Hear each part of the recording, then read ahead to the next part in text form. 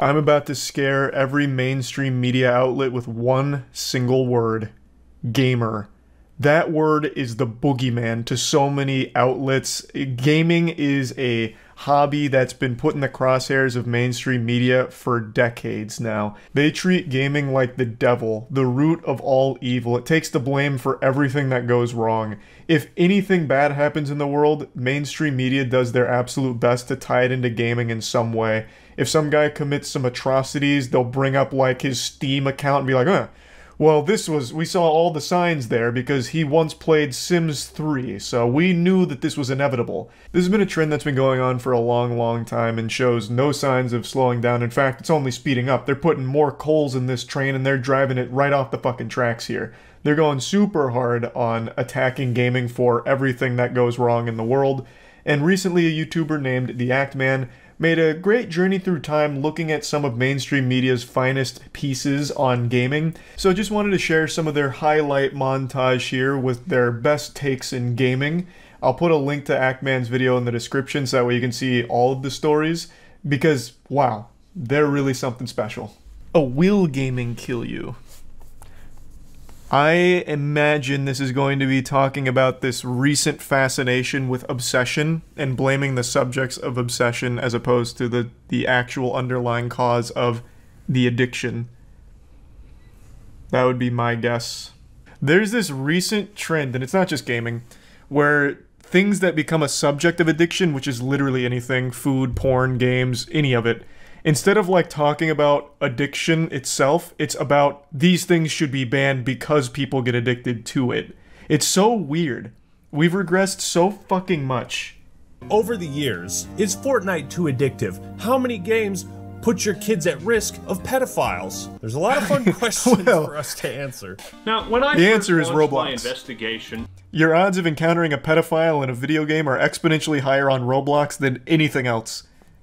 That shit seems like almost commonplace with how often that happens there. Across the country, and kids have no say as to what some of these characters say to them. For example, this character could be the man in California police are warning about tonight that asked for images from Missouri children. What the fuck?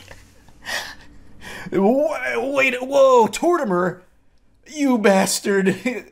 I thought it was weird in Animal Crossing he kept asking for pictures of my nutsack. God damn it! Did we finally catch him? Is he behind bars? In a Supermax cell? Son of a bitch! He infiltrated the cyberspace. Could be. It could be or it could be the fucking goose on the left. Could also he could be anywhere. And kids have no say as to what some of these characters might say to them. For example, this could be the man police are warning about tonight who asked for pictures from Cyrodiil children. I cannot come up with any legitimate reason that an adult would be playing that particular game. No reason. No reason for an adult to play Animal Crossing. Only bad reasons. Well, you know what? That's where Sheriff Popeye and I are going to have to agree. I can't think of a single reason any adult would be playing Animal Crossing. Especially when better games exist. Like Fortnite. Yeah. He's actually making good points now. Crime alert. We abuse. Anderson says it is going to take parents paying attention to keep this problem from exploding. Oh, you don't say. Having parents pay attention to their children and what they're doing. How dare you even suggest parenting in the modern age? You absolute harlot. You're telling people to be parents? No. That makes no sense. Just give them an iPad and unlimited access to everything online and then get mad when they find something they're not supposed to find. That's parenting. That's real parenting. When really all it comes back to is just parents knowing what the fuck their kids are doing. Now, right now, we know that only 3 children have been reported as being involved in this. Anderson says this is not a reason to be paranoid, but is something to be aware of. While it's not a reason to be paranoid, we are involved still in going what? to produce a new... Involved in sending photographs to Tortimer in Animal Crossing? Is Tortimer not just an NPC? I'm pretty sure it is. Who are they sending it to? Nintendo headquarters? What are they involved in? I need to look up Tortimer. Is he in jail? That slimy son of a bitch. Tortimer is an elderly tortoise. He's a fucking NPC. He's the mayor in the town the player moves to. Who the fuck? What are they involved in? Is going to redefine portable handheld gaming the way iPod is redefining music. Well, stop the music, because it's also redefining how vulnerable your kids are to child molesters. God! How? Explain to me how you arrived at this point. What do you mean? We just watched about how Tortimer from Animal Crossing was soliciting nude photos of minors through Animal Crossing. Are you not paying any attention at all, Act Man? He's in the mainframe. He's in their hands right now. Nintendo DS comes with a feature called PictoChat. PictoChat? PictoChat? Well, let me explain. You open the DS Oh, he unit, actually takes a dick pic on cam? You push PictoChat, and your DS unit is an open book. Oh my goodness. Then there's no safeguards in place in order to stop you from sending a nude photo of yourself. And he just pulls down his pants and like actually goatsies. And look what I've done with PictoChat. Now I will fall victim to a bad actor on the DS. Here's an example of what can happen. With Melanie and Marissa upstairs in the bedroom, I was downstairs sending them messages. PictoChat. Oh, I don't know shit about it. PictoChat only works within 100 feet. You just gave me like a crazy idea for a horror movie that I don't know if it exists or not. Imagine you and your family, you're out, you know, in the middle of nowhere. This cabin in the woods, it's an escape retreat. Very cliche, very tropey. But your kid's got the PictoChat. And he's you know, you're sending dick pics, or, sorry. You're sending the drawn penises to your siblings, you're giggling about it, and then all of a sudden, a new PictoChat player pops up within 100 feet. He's in the radius. He's in the house. And then it's a game of cat and mouse. They have to use PictoChat to track down the pedophile, the killer. That'd be hype. That'd be a movie. What's your dog's name? What's your name? Where do you go to school? Where do you live? You fucking creep. Where do you live? What are you buying? Where do you live? In this house that I'm messaging you in? Marissa's mom was watching as Melanie and Marissa answered my questions, and she didn't like what she saw. Melanie reading the address. Well, that's true. Wait, it's the news anchor downstairs. Your kids know he's there. There's cameras in their face. What do you mean you don't like what they saw? He's fucking on your staircase right now. What are you talking about? This is weird. The news anchor's wondering where I live, but he's literally sitting on my staircase. I mean, well, maybe he has like some kind of memory issue. Okay, I mean, I'll send it. Granted, the girls knew it was me sending the messages, but they'd only met me minutes before. And I could have been a child molester. And remember Marissa chatting with her friend in the other car? That means a molester driving along could see your child in the back seat and start sending messages while you're in the front seat, totally oblivious to what's happening. Holy shit! Who the fuck is driving and like trying to join PictoChat lobbies? The logistics of that alone. It make my head spin. Well, a Colorado family... That's amazing. What the fuck? Imagine a drive-by pedophile. He's got like 6 PictoChats open for maximum potential to infiltrate nearby car PictoChats. Holy shit. A DS with porn on it. So not only did this kid experience some traumatic shit, but he probably hates Santa now. His father first called GameStop where he that fucking pervert old St. Nicholas, damn you. Damn you. And they weren't caught. Is full of some real life dangers. He said, "Excuse me, House Slayer, can I speak to you for a moment?" That does sound dangerous. Don't answer him. God, don't answer him. Like 9-year-old kid. He's gonna have you train rune crafting. His name is Hellslayer. In just minutes, Timmy's password was hacked, stolen. His account with all these points and belongings empty. What is that? What up there is for 12 mil? I can't even read the item. Yeah, he fell for the old Jagex blocks your password. That's a really old scam. That one actually got a few people I knew. Is it Bando's chest plate? It might be. You might be right. Yeah, that scam was you'd go into like, I don't know, any bank really. It was pretty big in Sears Village. You go into Sears Village, you spam, Jagex blocks your password when you type it, watch this, and then you just hit like 8 stars, and dumb fucking milk drinking kids would be like, oh, that's interesting. They type their password and it doesn't block it, and they're like, ah. That's what Hellslayer fell victim to for sure. So you can see right here, I'm getting ready to serve. Where do the pedophiles infiltrate the tennis court? Oh, geez. Oh, Christ. The tennis racket. Oh my God. Seeing all my buddies playing Pokemon and like my mom is the only one that's like, nope, you can't. It's dangerous, violent. Because the message is violence. Oh, this isn't actually Satanic Panic? That was, I don't know if he's going to cover that one. Satanic Panic for Pokemon was such a big one. Actually still kind of exists to this day. There is a big Facebook group about like how Pokemon is actually like devil worship because they're using energy. And energy is a force that's only meant for God to control. So like that was big back in the day. Fights, and the constant trading is not only distracting kids from classwork, but turning the playground into a black market. Hey, Timmy. What do you mean a black market? It's just trading. Give you Blastoise for your lunch money. I feel like... Is it a movement? Is it a craze? Is it a state of being? It's a craze for little kids to enjoy themselves with. Adults are not going to get into this a lot. I think through the holidays... Whoa! Wow, that's...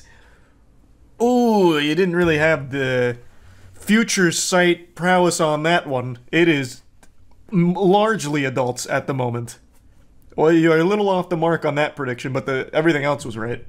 PSPs are good, clean fun, right? Yeah. So why are they also known by the name PlayStation Pornable? Oh, that's kind of hype. Actually, I do remember that. I do actually remember. There was a time where porn was kind of big on the PSP. Because it was one of the few times where you could just have like actual internet access on your like handheld device, so you could actually just watch porn. I do remember that. We don't want to. It means you might not take iron crosses all over a website as a warning sign that you should immediately leave. And if you don't leave, you might start reading and buying into hateful ideas there. The greatest danger of all may be a child predator posing as another gamer. Oh boy. One of these, man, it's all. That's always so scary. Like you never know who you're gonna run into around Varrock. That's something I often think about when I'm grinding Slayer and I have to go back to the Grand Exchange. I'm like, Jesus Christ, any one of these guys could be a pedophile. And that's the stress of being a gamer, honestly. Don't let anyone tell you gamers have it easy. So that's the first thing. The damage is this. We know that all the research shows that violence has a desensitizing effect. Well, sexuality does too. No, it doesn't. These objects of desire as these, you know, hot bodies. I mean, they don't show women as being valued for anything other than their sexuality. And it's a man in this game deciding how many women he wants to be with. First of all, you can play as a man or a woman in the game. Cooper, have you ever played Mass Effect? No. That's it. That's all. Jeff Keighley is a fucking saint. I love Jeff Keighley. God, that's just so hard. I love that. So everything you're talking about, you've played and experienced it? Absolutely not, Jeff. Ah. Okay then. It's just like modeling your life, and I think that's a much more powerful form of media. Darlin, I gotta go with the research. And the research says, there's a new study out of University of Maryland right now that says that boys that play video games cannot tell the difference between what they're seeing in a video game and the real world. Whoa, what a claim! Who did they take the research from? Who was their test subjects? They can't tell the difference between a video game and real life, huh? Also, love the condescending tone, calling him darling. What an insufferable little asshole. Let's see, the University of Maryland. Well, University of Maryland. The potential for video games to improve mental health. Is that what you were quoting? University of Maryland. Video gaming may be associated with better cognitive function. Which one of these were you quoting here? Do you expect these people to actually read? No, not really. But isn't she like a psychologist? Isn't that why they brought her on? And I'm assuming she was trying to quote a real study, or I guess she truly just made it up from absolutely fucking nothing. Because I am finding nothing on that particular topic. But maybe I'm just not using the correct terms here to find it. Though even still, that seems like such a crazy study conclusion. People can't tell the difference between a video game and the real world. You would like, that is a crazy fucking claim to make. I don't know where the fuck this came from. But, she apparently has a PhD in psychology and has published 7 books. And in 2008, she apologized for it. She just fully admits to knowing nothing about it. Yeah, at least she owned up to it. She didn't try and double down on it again. I guess that's good. It's the highest rating that it can have. So first of all, this board that rates them needs to have their head examined. And this made me feel old watching this. What happened to Atari and Pinball and Pac-Man? God, you are old. You are so old. Why is technology advancing? What happened to the good old days of Betamax? You know, why do we have streaming music? What happened to the good old days of tube television and black and white TVs? This is stupid. This is fucking stupid. Why are things advancing? Why can't they stay archaic? She accidentally stumbled into a strip club on Roblox. And that's where we're gonna call it a day. That one, Roblox is actually dangerous, though. The amount of fucking pedophiles that have been caught from Roblox, like real, like actual pedophiles that have preyed on kids from Roblox, is fucking actually astonishing. So, you know what? If they're gonna run a story about, like, hey, maybe monitor your kids on Roblox, I'll be like, you know what? That's fair. Yeah, that's fine. I actually agree. Reporting live from ACT News, this has been the Act Reporter. Good shit. Signing out. I hadn't seen any of those stories. Way to find some gold. Good shit, Act Man. I had legitimately never seen any of those stories. I remembered a couple of the controversies, but I never actually saw the segments.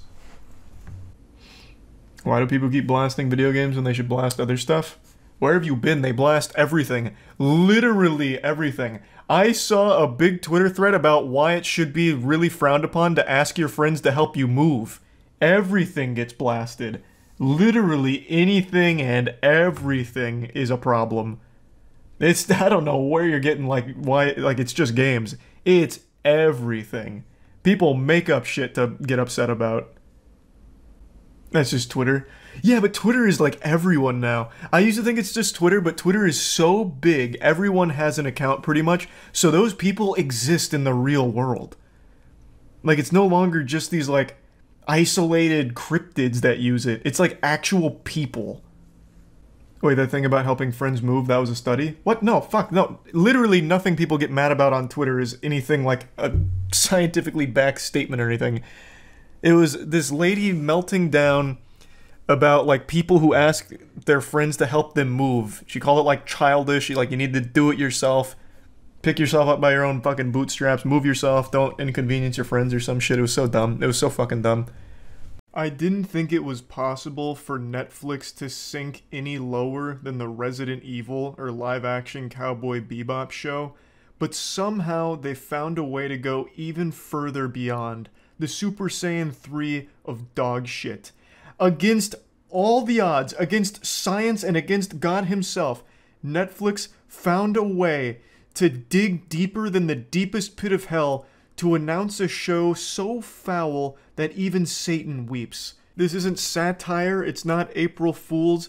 With a straight face, they announced a live-action Yu Yu Hakusho adaptation. They can't keep getting away with it. This has to be a crime at some point. We have to hold them accountable. They are digging up graves and fucking the corpse right in front of us. This one is extremely painful for me because Yu Yu Hakusho is peak anime to me. This was one of, like, the big ones for me growing up. I even still own the goddamn Dark Tournament Saga on DVD. I never even opened it because I cherished it so much. So you can imagine how upset I was when I saw the announcement. This news was sadder than the ending to Marley and Me. I felt like I was losing a friend. Or I guess more like I felt like I was watching a friend being held at gunpoint. And they were, like, trying to ransom, you know, like, hey, subscribe to Netflix or Yu Yu Hakusho gets it. I'm like, no, please let him go. Just a boy. He doesn't deserve it. It doesn't make any sense why they keep doing this. I don't understand. This is like straight out of SpongeBob. How many times do you have to teach you this lesson, old man? All of Netflix adaptations absolutely blow ass. They're all fucking atrocious. It always ends in failure. The live-action Cowboy Bebop, absolute catastrophe. Resident Evil, more like Degrassi meets The Walking Dead meets The Dumpster, because it was fucking trash. They also have a live-action One Piece around the corner, which I can't really opine on since it hasn't come out, but I can't imagine it's going to be successful, and now a live-action Yu Yu Hakusho. Why? When they adapt these shows, excluding One Piece since that hasn't come out yet, so I don't know for sure, but like Cowboy Bebop and Resident Evil, they are just not faithful. Like they take so much creative liberty that they mutilate the property to something unrecognizable, and they do it proudly. They don't even bother trying to get the characters or the story or even basic elements of it to translate to the live action. So why adapt it in the first place? What do you accomplish there? All you do is piss off the built-in fan base, and you lose interest from people that don't know the franchise because the production here isn't good enough to stand on its own two legs. You borrowed a name from a popular franchise and did a shitty job of adapting it, so you lose that fan base, and since it's a shitty adaptation, you lose people that don't even know the franchise in the first place because it's just bad. I also don't understand why they keep putting anime in their crosshairs here. I feel like the Netflix higher-ups just peruse their teenage daughters' Tumblr pages to see what's popular and base their future projects off that. Oh, it looks like anime is really killing it. Let's just go through like beloved anime and start ruining it. That should work for us. It just doesn't compute. I can't process the thinking here. Historically, all live-action anime adaptations have been horrible, except for like a few. The one that pops into my head right away is Alita Battle Angel, but that was also a $200 million budget over the course of many years to make that masterpiece, and it absolutely slapped. But I promise you, Netflix isn't committing that big nut-busting budget to the live-action Yu Yu Hakusho. They probably committed like 10 grand in a Walgreens membership. Just looking at the picture here, it just looks like someone did a fun Photoshop project that Netflix slapped their logo on. Now there's no trailer to like fully judge it on, but just the concept alone is awful. Yu Yu Hakusho, the anime and manga for that matter, ended over 20 years ago. Why are we doing this now? They also teased what the core cast is going to look like in live action, so you have Yusuke, Kurama, Kuwabara, and Hiei, and it's not even to like cosplay level. And again, that's just the problem with going live action with an anime. You can't really translate an anime character to human beings because then it just looks goofy and silly and it just doesn't usually work. And you know what else isn't working? Netflix in general. Netflix is actually just dwindling in popularity. It's been hemorrhaging subscribers, making terrible business decisions, and the stock plummeted recently, but it's been recovering a bit. But I think that's solely because of Stranger Things, but now once people finish that, what do they have left? What do they have to watch on Netflix now? Fucking nothing. Actual dust. The majority of Netflix catalog just isn't good. And then the majority of shows that Netflix themselves produce just aren't interesting. They're not fun to watch. You'd have more fun taking the SATs again than watching a Netflix original. They have a couple bangers like Stranger Things, but once you finish Stranger Things, what do you have left? A barren wasteland. Netflix is like the Fallout universe of streaming. Just empty apocalyptic nothingness. And then the occasional glimmer of hope with a show like Stranger Things. With a show like The Punisher. God rest its soul, canceled too early. But like they occasionally have some great shows on there, but it's very few and far between, and I really do think that is contributing heavily to people abandoning it. It's starting to throw it to the side. Of course, a lot of it's just a natural loss of subscribers to the service because so many people signed up during COVID lockdowns, but now that lockdowns are over, those people are just starting to cancel things like Netflix since they're just too busy. But I also think a large contributing factor is just a shit catalog. They don't have classic shows anymore because all of the great shows they used to have got poached by other streaming services, and their originals just aren't strong enough to keep anybody hooked on the service. So people just leave it behind. And I really think Netflix is in a downward trajectory here, and hopefully they figure it out, but this is not a good sign if they just announced live-action Yu Yu Hakusho. It demonstrates a clear lack of understanding of the problem. Nobody wants Netflix adaptations of their favorite properties because they ruin it every time. They bastardize it. They parade it through the streets tarred and feathered. By the time Netflix releases the adaptation, what we get is just an insult, a slap in the face. Nobody is asking for Netflix to take properties and adapt them for a Netflix original. And I don't think there's anyone in the world that wants live-action anime. I don't think there's ever really been a huge community of anime enthusiasts that are like, can't wait for the live action, this needs the live action right now. Nobody wants it. Nobody. And yet, for some reason, they keep trying live-action anime. And it looks like they're going to continue to do this till the end of time, until they finally run out of money and scratch their head wondering where it all went wrong, dumping all their budget into a live-action anime adaptation of fucking Gurren Lagann next. You know, it doesn't make sense. And it's upsetting to see that because Netflix is very near and dear to me. Of course, being the first major streaming service that I ever subscribed to. I even got my wiener touched by a girl one time when I was watching VHS horror movies with her. Whatever that series was called. I think it was just called VHS. Netflix used to have all of the goofiest stuff, but also all the best stuff too. Great memories with the platform, and now it's just a shell of what it used to be. There used to be a time not that long ago where pretty much any show you wanted to watch, Netflix would have it. But now, anytime you search for a show like, say, Courage the Cowardly Dog, you'll search it up, and it'll say, we know you want Courage, we don't have that shit, that's somewhere else. And you'd be like, okay, so they don't have Courage. And you're scratching your chin like, alright, well, how about Adventure Time? I mean, that was like the most popular cartoon back in the mid-2000s, surely they have that. Type it up. Oh, you wanted Adventure Time? No, you're on Netflix, we don't have that, absolutely not. So you throw your hands up, you're desperate, like, oh, fuck, what do they have? How about Friends? What about Friends? I mean, like, every streaming service in the world has Friends. I imagine it's here. You type it in, nope, not here either. It's just baffling how weak the selection is on Netflix. And they also greenlight the most awful ideas ever, like Cuties. Jesus Christ. Like, they actually put on the worst ideas imaginable and put money behind it as a Netflix original. And there is no better example of that than Cuties, which honestly should have had Netflix thoroughly investigated for that shit. Absolutely disgusting.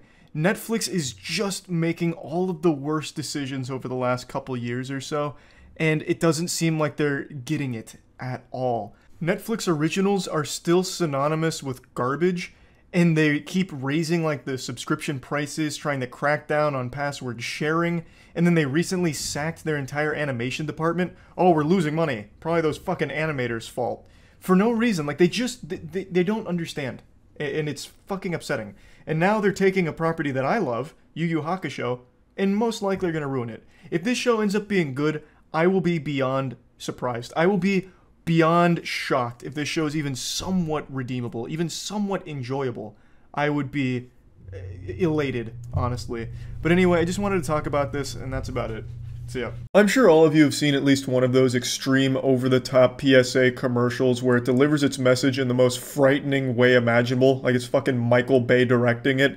So, like, the most popular one, I think, is the be careful with speeding. And it's a car that, like, breaks out in front of another car and then starts tumbling because it was going so fast. And then it crashes through some bushes into a child's birthday party and just fucking splatters, like, 8 kids. Gets, like, a goddamn Kilimanjaro Halo 3 style with, like, just this car blasting through them. It's like, you could have not killed all these kids if you just were going the speed limit. Or another really popular one is workplace safety. And it's this lady who has this giant pot of boiling water and she's like, I'm about to have a workplace-related accident. And then she slips like it's fucking Looney Tunes on a banana peel. Slips, throws the boiling water on her face, and lets out a blood-curdling screech. Ah! And her face is melting like Harvey Dent. It's just fucking putting the fear of God in people with its message. Well, I'm sure we've all seen that, but what if we had that level of extreme nature, but for sadness, and unintentionally? Let me show you the most recent Metaverse commercial that's airing during the Super Bowl, apparently. The Metaverse is just getting sadder and sadder with every advertisement. I've got to mute the music here because of DMCA, but it's Don't You Forget About Me. But let's just imagine they were playing like 2019 Guy or a Boner Jam like that here. Yeah, but full-blown Five Nights at Freddy's security breach style shit here.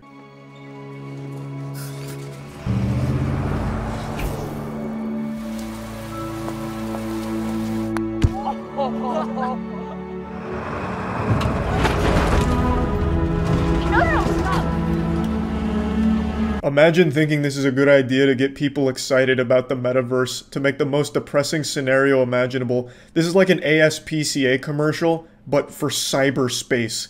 I think the audience is supposed to relate to the dog and project their life onto the dog's sad existence here. Like, man, look how happy that dog was. I remember when I was happy too, singing and dancing, having a hoot and a holler, and then everything just slips away. The melodramatic existence cycle continues. You know, we're just a cog in the wheel of time. The machine keeps turning, life's passing you by, you're down on your luck, falling out of the back of a pickup truck, living on the streets, and then all of a sudden you're caught in a goddamn hydraulic press ready to end it all. I just truly can't wrap my head around this idea at all. Who is this even marketed towards? Emo 18-year-old furries? Like, I don't get the idea here. And the song in the beginning, Don't You Forget About Me, is even more of a tearjerker, because it's like Metaverse already knows people are starting to write it off as a joke. So it's like a last-ditch effort. Like, this is very meta of the Metaverse. Like, hey, we know you guys don't really appreciate us, and we just took like a 50% nosedive in the stock market, but check out this animatronic dog that's about as depressed as we are. Who's hyped for the Metaverse Quest 2, huh? Closing time! Get out, please. Stop playing, please. Let's go, folks. Come on.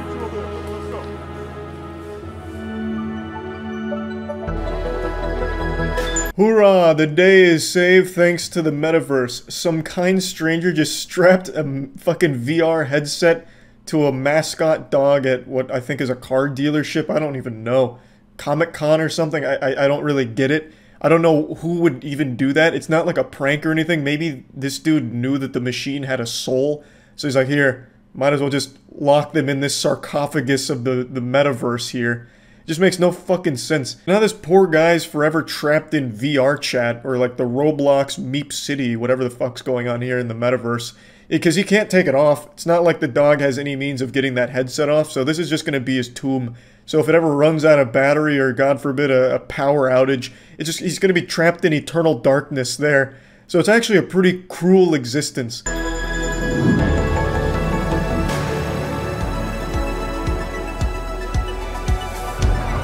I have to mute the audio again because Don't Forget About Me comes on full blast for its encore. Don't forget about me, more like, please forget that this commercial ever existed. So the takeaway from this advertisement, as I understand it, is the only way to escape the meaningless tedium of existence is to retreat into the Metaverse. Hooey! Let's go! Metaverse is here to stay! How exciting! Wow, I mean, if that doesn't make you feel good, I don't know what will. Everything Metaverse is doing is like the worst thing it could be doing in every given situation. Every little bit of detail and information they show or talk about with Metaverse makes it more and more of a joke. It's crazy. It's almost like there's someone on the inside purposely sabotaging at every single step. Like, I don't know how else to explain it. And yeah, I just wanted to share this because this was one of the more confusing ads I've seen. This is up there with like that Coke ad where it's like professional gaming for World of Warcraft PvP, and for some reason instead of finishing the championship battle, they all throw down their axe and drink a Coke instead to be friends. At least that has like a feel-good message. This has nothing. It's like, yep, you're miserable? Might as well go to the Metaverse so you can be miserable less. Because you've escaped it now into a fantasy make-believe world. Not exactly like the most optimistic look of the future. That's about it. So yeah. It's with a heavy heart that I bring you all some sad news about Joe Rogan. I get no pleasure in talking about this, but I think it's important to address. Joe Rogan has done something remarkably silly, if you can believe that. He made a bit of a boo-boo, a mistake, a very public mistake. And one that I am personally involved in. Now I'll go ahead and be upfront and honest out the gate here, because honesty is the best policy, as my old 4th grade teacher used to say, God rest their soul. I don't really listen to Rogan much anymore. It's been quite some time since I watched or listened to a full Rogan episode, but I do still keep up to a certain degree, and recently he made a bit of a blunder on his show. Now, I'm also very familiar with the memes that have floated around about Rogan for at least a couple years now about him being dead. And after this clip, I'm starting to believe in the conspiracy. Maybe Joe Rogan really did pass away a while back and he's been replaced by an AI chat GPT. because I cannot wrap my head around how he even made this mistake. So what happened is, Joe Rogan was talking about a very sad video he watched of a father-son boxing match where the father beat the shit out of his son and people cheered and it made him sick. Hearing that story, of course, does tug on the heartstrings and would probably make most people a little confused and maybe even angry. But the problem is, what Joe Rogan is describing is not the reality of what he watched. What he was talking about is the Creator Clash, which was a YouTuber boxing event, and the match in particular he's referring to is Matt Watson versus Dad.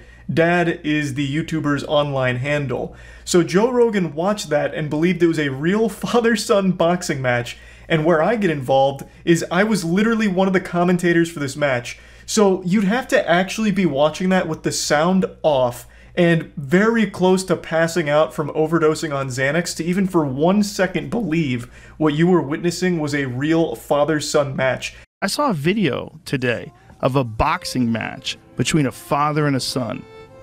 It made me so sad. It made me so sad. Because there's this young kid, he looks like he's probably like 17 or 18, and the father's 42. And the father beats the shit out of him. I mean, like, dings him in the head and keeps punching him. I'm like, that's your son.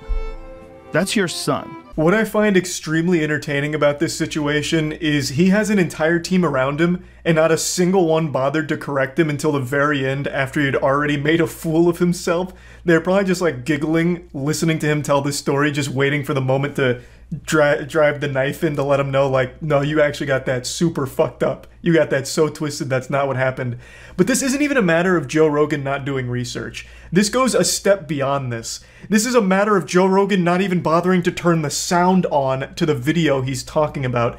Because if you unmuted it, you would hear us, the commentators, explaining like the event and the situation and what was going on. So he had to have watched this with the sound off in order to even come close to misunderstanding what was happening. And even then, that's a stretch. You'd also have to be way too high to read, because when they walk out, their subscriber numbers are posted under their name. So like all of the signs and clues are there and drilled into the spectator's head, and somehow it misses Joe entirely, which is just wild to me. And I love that he's wearing like an astronaut spacesuit during this this rant that he goes on here, because it fits the mood beautifully. It's such a wonderful compliment. Now, to be fair to Joe, in his defense, at the end of the clip he mentions that the video title he watched misled him. And in that clip that he references, the original audio is gone and replaced with a guy lying about the whole situation. And I just still don't understand why Joe would just take all of that at face value without just watching the original clip without the voiceover. I feel like he would have done both. Like, after being made aware of the situation, he then would have watched the original. But then maybe I'm putting too much faith in his process. Like, maybe I'm giving too much credit for his researching. Maybe he just watched this YouTuber voiceover that fed him a lot of misinformation and just instantly believed it without a second thought. And we're watching you beat your son up, because I get your son probably got cocky with you, and he celebrates after he knocks his son out. It made me so sad. Because first of all, I'm like, that kid has brain damage now, 100%. Maybe it's just a little, maybe he'll be fine, maybe he'll get over it, but maybe you fucked him up. That can happen too. He might be depressed from now on after that. It might fuck up his pituitary gland. It happens to people. And you just did that to your son. You're supposed to like touch him up. You're supposed to not even hurt him. Like, slam him in the body a little bit. Like, you think he can fight? Okay, dude, okay, let's have a little boxing match. You don't tee off on your son's face on television. It's crazy. That is crazy, and I really love the fantasy Joe was in for however brief a time, that he had just watched a clip from a television broadcast where a father beats the fuck out of their son live in front of an audience as everyone cheers. That is such an amazing, like, visual. And Joe's like, this is madness. What are we, barbarians? What happened to civilization? We're watching fathers beat their son for sport. What's next? Are we going back to the Coliseum? Blood sports? Watching people die? When will the madness end? What's next in this lunacy? It's just so wild that this actually happened. How old was the kid? Kid looks young. To me, he looks like, you know, he could be 20. He could be 19. He looks young. He's real skinny. And the father's kind of jacked. Not too jacked, but, you know, he's fit. And he could fucking punch. He knows how to box. And the son doesn't look like he has any idea what the fuck he's doing. I don't know what the thing was. Like, someone sent it to me, and they were, like, cheering that this old guy knocked his son out. I was like, you guys are crazy. That you failed. You failed as a man. Yeah, this is it. That's not exactly what was happening. It's not? What is it? They're not father-son. Oh, why does it lie? It says father knocks out son in celebrity boxing match. Gotta get somebody to click on this. Oh. This was like a YouTuber thing. This guy's a YouTuber, and he's a YouTuber. I'm such a sucker. For some reason, this was oddly cute, where he's like, oh, why would they lie? Reminds me of that scene in Arthur about, would someone really do that? Go online and tell lies? Like, Joe is just like so trusting. He's like, oh, I got betrayed. The title misled me. Man, I'm such a sucker. Like, at least he owned up to it. Like, I appreciate that he didn't try and fight and get defensive about it. Now, I went to the video here, and it's only 30 seconds, and it's actually none of the audio from the actual event. It's another man who's just spreading misinformation, saying this was a father-son grudge match. And I guess for some reason, Joe Rogan took all of that at face value. I just find it hard to believe that he only watched that 30-second clip and just believed it. Because Joe Rogan questions fucking everything. So he's just going to a random channel in like 360p because it's been fucking ripped and re-uploaded 1,000 times, so it's in shit quality. And for some reason, Joe Rogan just believed a completely random stranger online telling lies. I'm just still not fully convinced that he just received this random email and just watches everything that gets sent to him. This is a 20,000 view video. Are you telling me Joe Rogan sits there late at night and just goes through his entire email list of every single video sent to him, no matter how small, and just believing every single thing he sees? I don't know. That just doesn't strike me as realistic. But then after this situation, I guess it could be. Who knows? But since we're talking about Joe Rogan, I always like to take an opportunity to bring up his incredible nipples. Those are absolutely legendary. So I'm going to play you a stream clip where we go deep on Joe Rogan's nipples, because I think every time he's mentioned in conversation, it's important that we highlight just how beautiful those puppies are. We all know you love Joe Rogan's long nips. I don't know how many times I need to talk about how great his nipples are. He has the best nipples in the game. Legitimately, no one has a better set of udders than Joe Rogan. And since you brought it up, now I've got to pull up the picture, because I already know there's going to be people in here who haven't seen them. They're fucking incredible. They're actually fucking incredible. Oh, this is this is my tweet too. When you type in Joe Rogan nipples, it's my tweet. That's so fucking amazing. I'm glad. Just look at those. Look at those puppies. Just like two tiny little fingers. I know, this happens every time I bring up Joe Rogan's nipples. It always blows my mind that more people haven't seen these. They're so cool. It casts its own shadow. I've talked about that before too.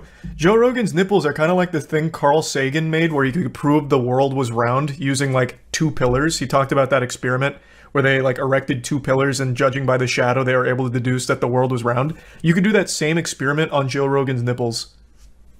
They're like little sundials. Yeah. Like I said, he's got the best pair in the game. Like, not even close. I have never seen nipples that look like Joe's. I didn't even think they could. They're like 2 tiny little tater tots. Well, tiny's the wrong word. They're anything but tiny. You could attach a car battery to them. Why is your website in a different language? Because for some reason when I googled his nipples, it defaulted to whatever language this is. I don't know why. But it's my tweet that it went to, which is cool. Why do they protrude so much? Has he talked about his condition of his nipples? That's a great question. Has he ever talked about them? I imagine he must have at some point. Like, at least somewhat addressed it. Like, hey, here's what's up with my nipples. I see nothing wrong with them. I think they're glorious. But I don't think you're going to see many of these out there in the world. These are rare. Dude was in a cold bath? Yeah, obviously he was in a cold bath. That doesn't change it. Like, if I'm cold, like let's say I poured ice into a bucket and I just sat in the bucket for like a couple minutes. My nipples would get hard, but they wouldn't look like that. They don't like wumbo your nips. And it also wouldn't just delete his areolas. I don't know where his areolas went, but they were not there anymore. I insult mainstream journalism more often than 50 Cent insults P. Diddy. I am constantly clowning on mainstream journalism. If the clouds are out, you can bet your sweet bippy I'm going outside shaking my fists at them, screaming my opinion of journalism at them. I think that industry has gone in an unforgivable direction. Like, I challenge any one of you to open an article on your phone. It'll be the last mistake you ever make because you'll probably end up throwing yourself down the staircase in frustration because you won't even get the article. You just get inundated with ads. Auto-playing video ads, jump scare sound ads, banner ads all throughout the page covering every single pixel. It's just ads out the wazoo there. They don't even use punctuation anymore, like periods and question marks to finish a sentence off. They just put like an ad there. You get maybe 2 tiddlywinks of information about whatever topic you clicked on, and the rest is just ads. It sucks. Or they just straight up paywall it and you can't read it without giving over a subscription fee. It's downright diabolical. It's tacky and I hate it. It's just an industry that I think is going in the worst possible direction. And another very common practice in mainstream journalism is writing bullshit articles for the sake of drumming up rage so that way people will click on it to leave like a nasty comment or talk about it or whatever just to get some rage clicks, even though it's just based on nothing. The 2 biggest culprits of that practice are Kotaku and IGN, for example. Actually, they're probably not even the biggest. There's definitely bigger ones out there, but those are the ones that constantly get, tomatoes tossed at them on Twitter. There's plenty more, but the outlet I want to focus on today is Dexerto, a name I'm sure you've all heard before. It's also a name that gets pronounced 1,000 different ways, so I'm not even sure the correct pronunciation. I've heard some people call it Deserto, like who really knows? Tomato, fucking tomato. Some people pronounce Dexerto like they're casting some type of elvish spell, so it's really all over the place, but I'm sure you know this publication. Their big thing is pushing out as many stories as possible, as quickly as possible, no matter what. Come hell or high water, Dexerto needs to publish something even tangentially related to a streamer or a YouTuber or gaming every 15 minutes on the dot, or else the whole company's gonna blow up. It's like Speed with Keanu Reeves, but instead of going over 80 miles per hour, they need to go over 80 articles per hour, it seems. Because they will write about fucking anything. Like if XQC had a half-brother who had a 3rd grade English teacher who just had a son that opened a lemonade stand in Kansas and sold 3 cups of lemonade, I bet you Dexerto would publish an article about it. And it's been very successful for them as a business model. Oftentimes when a big story breaks, it's the Dexerto articles and headlines that are getting pushed around the most, like they're the center of fucking mosh pit here. Those spread the quickest because they're really a concise breakdown of like the main points, like a bare bones synopsis of whatever the topic is, so it makes it easily digestible and people share those the most. And since they write about everything, they always will be there for the bigger stories.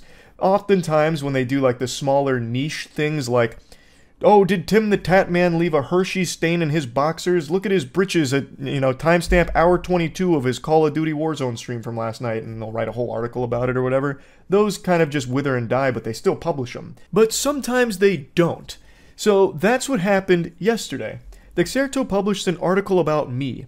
And I use this phrase a lot, but I mean it. This is the truest sense of a nothing burger. They published a story about a video I made where I was just making fun of dogshit TikTok pranksters that harass elderly people. And they wrote about this like it was newsworthy. Moist Critical slams creators harassing the elderly for prank content. And the article is just taking a couple of quotes at random from the video I made about like it being really embarrassing and me just insulting the people behind it. And then it took 2 quotes from 2 random YouTube comments that are like, these guys fucking suck. It's like, why is that an article? This isn't anything noteworthy whatsoever. This isn't some grand, controversial, brave statement or anything where the Dexerto author was shocked, mouth agape. Oh, he did what? No one's ever thought to go after TikTok pranksters. What a pioneer. He's a hero. Like, this is the lowest hanging fruit imaginable. This is me just making fun of some douchebags. Like, it's not deep. It's not at all. There is no reason to have ever put pen to paper to write about this. It's complete. Oh, I don't know why I'm giving so much credit to Dexerto here. This was 100% like a ChatGPT generated article because they were reaching a deadline. They're like, fuck, I got nothing to write about. Let me go ahead and pop this bitch into ChatGPT here. Summarize Moist Critical's harassment elderly TikTok video, and I'll just go ahead and publish an article with all those bullet points in it. Like, this is nothing. It's actually nothing. It is me just making fun of some douchebags. I've done that for a decade. Why is this a news story? But since they portrayed it as something noteworthy, like something that's front page news, they posted it on Twitter and the story popped off. Quote, "It's so fucking embarrassing. Moist Critical calls out prank YouTubers who are harassing elderly people for content." Man, this guy, wow. He took up the sword and did what no one had the courage to do. Call out TikTok pranksters. Is there any lower hanging fruit? It's just a simple video of me clowning on some assholes. Something I have done time and time again, and something I will always continue to do because it is fun to do. Not because it's some kind of important, crusade I'm trying to lead. I'm just making fun of them and making jokes about them because it's enjoyable to do. Why is this a story? And that's what a ton of people pointed out too, making fun of me as if it was me making some kind of video essay on why TikTok elderly harassment pranks are bad. When that is not at all what I was doing. I was just making fun of them. Like, that is it. Like, it's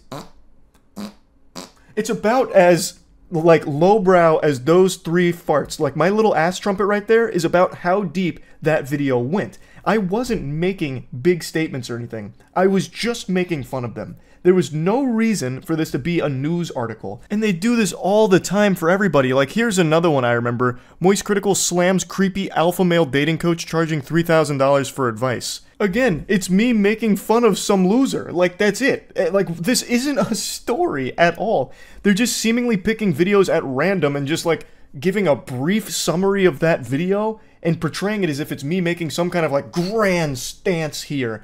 And when they post it on Twitter, that's what people think I'm doing, which I'm fucking not. Like, I'm not making anything deep about elderly harassment pranksters. Everyone knows they suck. Everyone the people themselves are, like, shameful little worms, and I know when they have moments of self-reflection, they look in the mirror and they're not happy. Like, everyone knows that they are objectively worthless losers. Like, I'm not doing anything brave. This isn't news when I make fun of TikTok harassment pranksters, or the TikTok love guru who's selling you the 888 get pussy now service for 3,000 clams. Like, that's nothing to write about. I'm on the edge of my seat waiting for their next banger article. Moist Critical makes strong stance against animal abusers. Fucking flames coming off their keyboard as they type about it. Whoa. It's just super dumb. It's really dumb. They've been doing this for actual years, by the way. Some of my favorites include this one about me insulting the Modern Warfare 3 campaign, calling it objectively bad, which it is. That shit blows ass. It is terrible. Boo! Boo! I'll say it a million times. Modern Warfare 3's campaign was unforgivably cringe, worthless trash. Why would that ever need an article, though? Pretty much everyone with eyes agrees with that take. There's nothing to write about there. They're just summarizing my review of the Modern Warfare 3 campaign.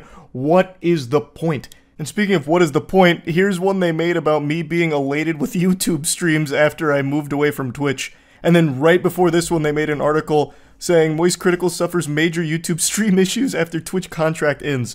These are 2 videos I made. One of them with the major issues was about how I accidentally locked my streams to 720 on YouTube for the first stream, as well as, like, not figuring out how to change the title or put, like, a custom thumbnail or whatever. Like, it was all just, like, in jest. Like, it wasn't a big deal or anything. I was just explaining, like, damn, this is, like, a lot different than I thought it would be. And they wrote a fucking article about it as if it's some kind of big breaking story, and then a month later they're like, wow, Charlie's happy with streaming. Cool. Who gives a fuck? Why are we writing about that? Why would anyone at Dexerto even think that's worth writing about? I am confident that AI plays a huge role in their topics for Dexerto. Like, it's literally just taking random videos and portraying them as a news story. And they just, like, summarize in, like, 2 or 3 paragraphs what the video says at random sometimes. It's fucking stupid. It's a complete waste of time. I could go on and on with so many examples here, but there's no reason to. It'd just be super redundant. You get the point. But I will admit, there have been a couple times where I learned about a topic breaking from Dexerto being one of the first to report it, and since they get shared so often, I saw it from them first before looking into a deeper breakdown from another source. So admittedly, there have been a few times where I did go to Dexerto, get, like, the very basics before looking into, like, the more deeper elements of whatever they were reporting on. So they are kind of helpful in that regard if you're just looking for, like, the breaking stories or to be kept in the know on something big going on. But all, like, the actual stories they cover are surrounded by these, like, fluff nonsense about nothing. Like, actually nothing. And it's really frustrating. So I just wanted to talk about that a little bit because the one they posted yesterday with the elderly harassment pranksters actually ruffled my feathers. That one just made me upset that they'd make a fucking article out of that. That one is probably the lowest they've sank for an article. But anyway, that's really about it. So yeah. Alright, fine. Let's talk about Just Stop Oil, the saviors of soup, the mashed potato paladins. I'm sure you're familiar with them by now. Their big claim to fame is the time they threw tomato soup on that Van Gogh painting about a week ago. I'll go ahead and play the clip in case you don't know what I'm talking about.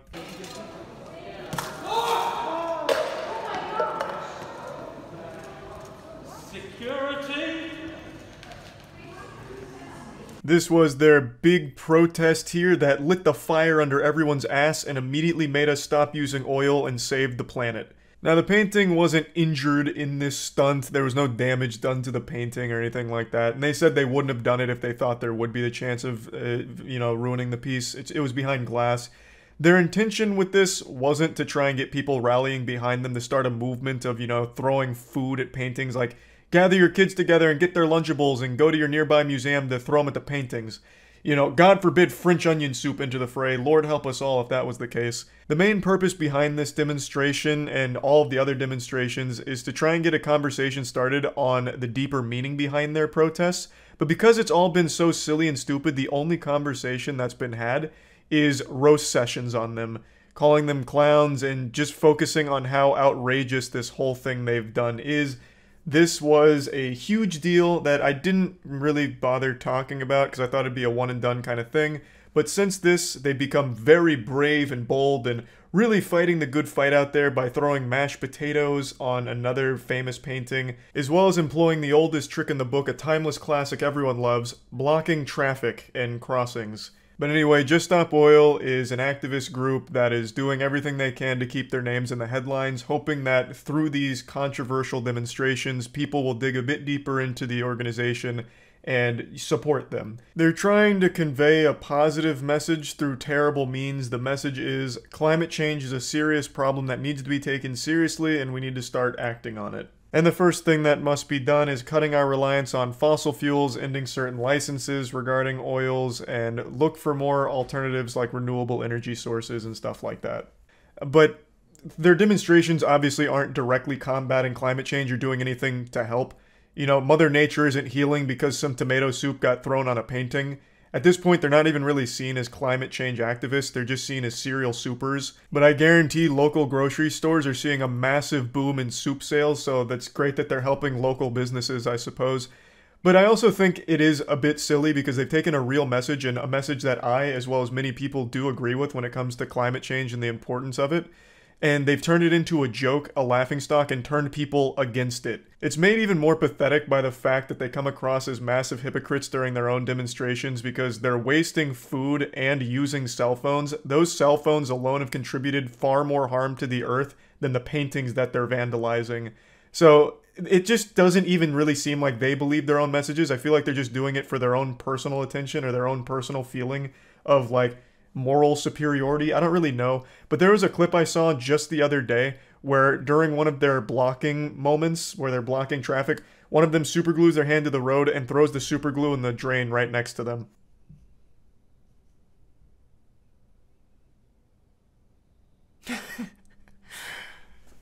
Fighting the good fight. I'm not 100% certain that this was from a Just Stop Oil protest. This could have been Extinction Rebellion or something else, but even still, all of these similar organizations are now using similar tactics, and I feel like it's all started because of Just Stop Oil. But Just Stop Oil is by far the biggest here at the moment, and it's also the one that has some very weird shit going on with it. For instance, it's backed by an oil heiress. An oil heiress named Eileen Getty has donated a lot of money to this group, and that immediately throws into question the legitimacy behind the organization, because it's an oil heiress. Right? Like, that immediately raises some red flags. Now, I've done a little bit of research on her. Of course, I'm no expert. I don't know her life or anything like that. But from everything I've read, it seems like she's never directly been in the oil business herself. She's been more focused on philanthropy. But again, I'm not 100% sure. So take all of this with a grain of salt, but she does back Just Stop Oil, and I do think it is a really weird look that an oil heiress is someone that's kind of behind this. I don't know if this is conspiratorial, but I do think there is merit behind the belief that Just Stop Oil is purposely silly and useless with their protests in order to belittle the message behind Just Stop Oil, to try and make people turn against it and only look at climate change as like a joke and equate climate change with soup throwing public protests, where they're immediately just going to be like laughing about it and just not take it seriously and weaken the message, because all of these protests are dumb. They may be throwing tomato soup on paintings, but the entire public is throwing tomatoes at them. And it just completely takes all of the real messaging down. It's been doing more harm than good to the cause that they're supposed to be rallying for. And it's also weird that they're not actually targeting anything directly related to what they're protesting against. They're not targeting like oil locations or, higher ups in the oil field or anything like that. They're just sticking with very public things that only affect normal people as opposed to the people in power. The whole thing does feel very fishy. And I've seen a couple of takes from people that support Just Stop Oil about how, it's ridiculous that we care more about art, this old painting, than we do life on Earth and the environment. And I think that's an argument in bad faith, because no one's comparing this art to life. Nobody's doing that. No one is saying we care more about this art than the planet. That's just not a conversation that's been being had. The people that are talking about the art more than your message is because they're talking about you throwing fucking soup on it and how silly it is. They're not saying that that art is more important to protect than the planet. You've just done something so outrageous that everyone is now focused on the actual outrageous thing you've done, which happens to involve that art. So I feel like a lot of wires are getting crossed here. And I also see a lot of people saying, well, what else are we supposed to do? How do we get, the higher ups' attention? We've tried everything and nothing's changing. So why don't we do these big public displays? And in this perspective, I can kind of understand feeling powerless and just trying to do anything to put the message out there. But why does it have to be something overwhelmingly negative and negatively affecting the people around you? You can absolutely get this message across in a positive way. Let's take, for example, Mr. Beast. I know this isn't exactly the best example, but Mr. Beast built his entire career around doing extremely positive things, and now he's the biggest YouTuber on the planet. And he is an extremely successful person. I believe the Mr. Beast brand is valued at over $1 billion now. And that's through only positive messaging and positive things. You can absolutely get messages across in a positive way. It doesn't always have to be like some kind of, vandalism or spray painting cars and shit like that, blocking people's route to work. Why not try a more positive thing and get people talking about you in a good light? Like, hey, did you see what Just Stop Oil did the other day? They saved 15 kids from a burning orphanage. Man, those are some heroes out there. I wonder what else they're up to. As opposed to, man, I'm 50 fucking minutes late to work because 8 people linked their arms and sat down on the interstate and there was nothing we could do about it. When your entire organization relies on people joining in order for it to be strong, there is a such thing as bad publicity. You don't want people to view you in a shitty way, because then you're going to have less people join and support you. So, anyway, that's just me ranting about all of this. I also ranted a bit more about it on stream in relation to the mashed potato incident, so I'll show you some clips of that now real quick. It's really popping off. It's getting the message across really well. I'm sure any day now we'll stop using oil. What is that going to do for them? We've gone over this before when they threw tomato soup on that other painting. We'll go over it again. The idea behind it is get their name in the headlines. Hopefully people will look at the message and be like, all right, I'll support that. That doesn't happen, obviously. All people do is they see the headlines like, wow, bunch of fucking lunatics. I'm going to ignore the message. Terrorist organization. All right, let's not get carried away. Right now, their terror attacks consist of throwing tomato soup and mashed potatoes on paintings, both of which were behind glass, so they didn't actually damage them. They just made themselves look super stupid. I wouldn't necessarily call them terrorists. If they really wanted to do something to, like, directly try and impact it, I don't know why they wouldn't target the actual oil companies or something. Like, instead of just blocking the interstate for normal working people, why not block the driveway to one of their houses or some shit? Or block the exit to one of their factories or some shit. Play the video. It's not a very interesting video, but sure, here. It's exactly what you expect. They throw mashed potatoes and then super glue their hands to the wall. Blocking traffic is the worst thing. I don't know if Just Stop Oil blocks traffic. They might. I know it might be Extinction Rebellion that does it, but for some reason, some of these groups block traffic for normal people. So then it's just working people that are significantly late to work because they were blocking traffic to get their message across. Everyone that was late now immediately writes them off and will always go against them 100% of the time. It's just fucking worthless. Oh yeah, they blocked an ambulance once too. I remember that one. That was Extinction Rebellion, I'm pretty sure. Yeah, overall, I just find this whole thing to be a massive miss here, just a fat L for the protests, because the only conversations being had are about how dumb it is, you know, and it's weakening the actual message, which I do think is a good message overall. So it's just doing more harm than good, and it's not doing anything positive or beneficial anywhere. So yeah, just wanted to talk about this a little bit. That's it. See ya. Call me AOL because I'm delivering news that I'm sure you already know. Netflix is struggling. I'm sure you've seen the numbers. Year to date, their stock is down over 60%. But more specifically, over the last week, they've really fallen off a cliff. Just got fucking kicked right down that giant well in 300. They went down 37% in a week. So a lot of people are asking the question, is Netflix dying? And that stock graph is looking like a heartbeat monitor about to flatline. It's not looking good. That shit's looking like Blockbuster back in the day. And a lot of people are wondering, well, what could be the cause for this incredible decline so rapidly? And naturally, everyone's turning to me to answer these questions, since I am the preeminent expert on all things shitty movie and TV show related. I have a genuine passion for horrible media, whether that be horrible games, movies, music, shows, whatever. I just love watching and consuming the worst of the worst. Things that turn other people's stomachs, make them puke, cry, and question the existence of God. I get a big smile on my face and a wet spot in my trousers. I just really enjoy it. So when people saw this happening to Netflix, they were wondering my opinion on it. Is it because all of the terrible shows and movies Netflix keeps funding?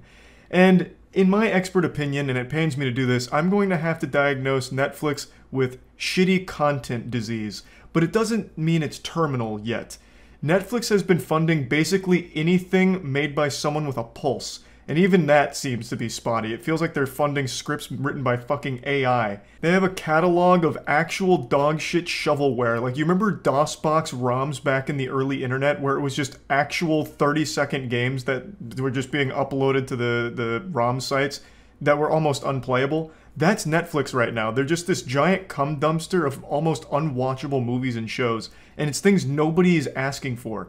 But they're putting a lot of money into making them for some reason. Like, they'll drop like 50 new originals on like a single weekend. Be like, hey, new on Netflix. Netflix presents The Poop That Took a Pee. And then they'll be scratching their heads like, oh, why is no one watching that one? We put a lot of money into that production. That's so weird. Why is no one watching this? It just shows that no one would ever even think to watch that Netflix is funding. Now, I want to make it clear, I don't think bad content is solely responsible for the decline of Netflix right now in terms of their stock price and all of that. I definitely think it contributes because as things get more expensive, because things are absolutely getting more expensive in our world, the first thing that people are going to cut is a service like Netflix. You know, Netflix is just a luxury to have, and it's an expensive one. It's $25 a month. So as the cost of living goes up, people aren't going to be able to justify subscribing to Netflix anymore when they're not even putting out content that they want to watch in the first place. And especially with so much competition right now, Hulu, HBO Max is kind of killing it. Even Crunchyroll slash Funimation to a certain degree, since anime is so big on streaming, and Netflix is doing a horrible job with their anime catalog with like JoJo's Part 6. God rest its soul. I know everyone's upset about that. Netflix cannot get anything right. Fucking JoJo's Part 6 has been divided up into like part releases where they released 12 episodes a few months back, and they still haven't released the next set of episodes for some inexplicable fucking reason. And they had the audacity to hype up, hey, good news, JoJo's Part 6 Part 2 might come out in 2022. Woo-hee, yeehaw! Getting sidetracked. But competition, you know, Crunchyroll, Funimation, Disney Plus. Disney Plus kind of slapping them around right now since they took all of like the Marvel shows and everything, which people are just going to idly binge forever on that service. So the thing is, Netflix just has a lot to compete with now, and the content they keep funding isn't shit that people want to watch. so their originals don't keep them there, and Netflix has really been bled dry when it comes to shows that people love, to like beloved classics. All of those have gone to other streaming platforms, so Netflix is left with just like the worst of the worst. So I definitely think that does contribute, you know, just not having any of those classic shows anymore for people to just want to watch on Netflix. Those have all gone elsewhere, while also not providing any new originals, and then still increasing the monthly subscription price is just a recipe for disaster. They've been increasing the price but decreasing the quality of content on the service. It's just really ass backwards right now. I just think they're not really sure what to fund, so they just fund everything anyway, even if it's like a student project by a 9-year-old or some shit like that, and then hope that one of them sticks. So they'll get the occasional banger like Squid Game or Arcane, but for every Squid Game and Arcane, there were 1,000 Bruise Brothers and other shows that no one has ever heard of. So yeah, the quality of content hasn't been amazing, and that's surely contributed to a lot of people deciding like, I can't really justify paying $20 a month for Netflix anymore, I'll just cancel it and stick with one of the other services. I do think that's a contributing factor. And another thing I want to just say, and I don't know how much of an effect this has, but I really feel like this whole binge model that Netflix is still just living and dying on, which is where they dump an entire season of a show all at once, is just so fucking dumb. The binge model was cool in the early days where it's like, wow, I get to watch my favorite show that I remember when I was a kid all at once. I don't have to like wait week by week. Or even like a new show, like, wow, all of it's out all at once. But now the novelty, I think, is completely worn off. I much prefer a weekly release of a show. And on Netflix, Arcane proved it could work. It's so much more fun and engaging to watch a show week by week because then everyone's at the exact same pace. You get to discuss it with friends, family, even online, because everyone is at the exact same pace. So you can talk about what might happen next, come up with fan theories and speculate, and it's just a lot more fun to engage with the content that way, as opposed to the binge model where they drop all 12 episodes all at once, and then you'll have some people call out work the next day in order to finish it all in one night, and then you can never really talk about it with anyone because everyone's at different places in the content. Example, Stranger Things Season 3. Third season of Stranger Things was very good, but they dropped all the episodes all at once, so some people finished it in one day, some people in 1 week. So everyone was at different places in the show, and no one ever really talked about it. When Stranger Things dropped, there was a lot of hype, and then within like 2, maybe 3 days, no one was talking about Stranger Things Season 3. It just faded from everyone's memory. Whereas something like Arcane, which was on Netflix, people were talking about the entire run. Every single episode, every drop was trending on Twitter with people talking about it. It just gets people more invested in it. When you're able to discuss it with other people, it just makes it more fun. I just think that whole binge model is really counterintuitive to engagement, as well as keeping people on Netflix. I think it's really fucking stupid, to be honest. Like, if you're bleeding out. So you take your best shows and release them all at once. People finish them in one day, and then what's their incentive to stay on there? They'll have to wait another 6 months when you accidentally find another good show to fund. You know, like, why would they continue to pay for it that long? Whereas when it comes to a weekly release, Netflix does get lucky. They have another huge show like Squid Game, and they release it week by week. And then they get some people to stay longer because they're invested in that show. Like, it all just makes more sense to just do weekly releases, even just from a business standpoint. But yes, I do agree that the quality of the Netflix content hasn't been great. They've been pumping out a lot of net shits recently, and a lot of people are probably just not bothering to re-up a subscription. But Netflix is cracking down in what I believe to be the wrong area. They're just blaming everyone for password sharing, which is a legitimate problem from a business standpoint. Don't get me wrong. A lot of people share passwords. I myself am getting Netflix from Tiana's account. You know, everyone shares the passwords to their Netflix. So there is a lot of unpaying Netflix viewers. So that is a lot of money left on the table for them, but it's such a tricky problem for them to navigate, because if you really come down with an iron fist, just flop your meat on the table and like villainize anyone that's ever shared a password, it's going to make it a headache to continue using the platform. So most people just won't even bother, and since there's so many alternatives, they'll just go somewhere else. So them cracking down on password sharing is going to be a really tight rope to walk. I know they've tossed around the idea of doing like a really cheap Netflix subscription that has ads with it. For people that don't want to pay the full $20 but still want to watch the content, they could do a cheap alternative but getting some ads there. Maybe that's a decent solution. I don't really know. It's not like an unheard of one. I know other services offer that. I just don't know how successful they are in that area. But again, cracking down on password sharing, like, throw these people in the slammer, they shared their password with too many people, I want them fucking arrested, and like making it really like a cutthroat policy is only going to serve to damage Netflix further. So they have to really come up with like a consumer-friendly option to get people who are sharing passwords to instead pay a little bit to continue watching the content, and I don't know how the fuck they're gonna pull off that balancing act. But I do think perhaps the best solution for hemorrhaging so many subscribers is just by offering better content. This is quite literally like that Twitter meme of make better content or I'm unsubscribing. That is actually happening to Netflix right now. The price of everything in the world is getting more expensive. Netflix is expensive, and most people aren't going to want to spend $20 a month for shit where they might get one good show twice a year. That's just not worth the cost. So the best thing they can do is just improve with what they're putting on the platform. And another thing that not a lot of people have mentioned is Netflix's numbers were heavily inflated because of COVID. When COVID hit, everyone went to subscribing to streaming platforms because everyone was locked at home watching shows and movies and shit like that. Now that everyone's getting back into like a normal routine in the real world, all those people are starting to cancel these subscriptions. So the numbers just got like really inflated. So maybe this is just equalizing and it's totally normal. Can't really say for sure, but what I can say for sure is Netflix has so much garbage on it that no one really wants to watch, while only ever providing a couple of good shows a quarter. So that, I think, is a big problem for them, and the competition's getting fierce. So I just wanted to talk about this a little bit because it's an interesting topic, I think. I always find it very fascinating when there's a company that's too big to fail, starting to fail. I don't think Netflix is in any danger of closing its doors anytime soon. They still have like 220 million active subscribers, so they are still very much in the game. It's just a matter of them having a bit of a stumble here, and by a bit of a stumble, I mean they're fucking spiraling down a dirty toilet. 65% year-to-date loss in the stock is kind of rough, but they're still fine overall. I don't think they're in any danger of dying anytime soon. So I just wanted to talk about it. That's about it. So yeah. I know this is a topic I've blabbered about quite a bit, but it's something that only continues to spiral more and more out of control. Advertisements during streams. Twitch being the most egregious culprit.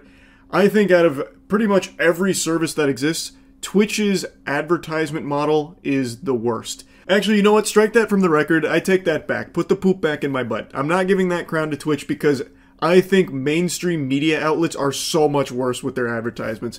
I don't know how many of you have gone on the internet with the condom off, no ad blocker. It is miserable when you go to any news site. Like, tabloids are the worst, like Daily Mails, obviously, The Sun, shit like that. You will not even see your article. There'll be like 4 auto-playing ads everywhere. Fucking cerebral jacking in, like, Ford advertisements. Like, the article is just encapsulated, entombed in so many ads.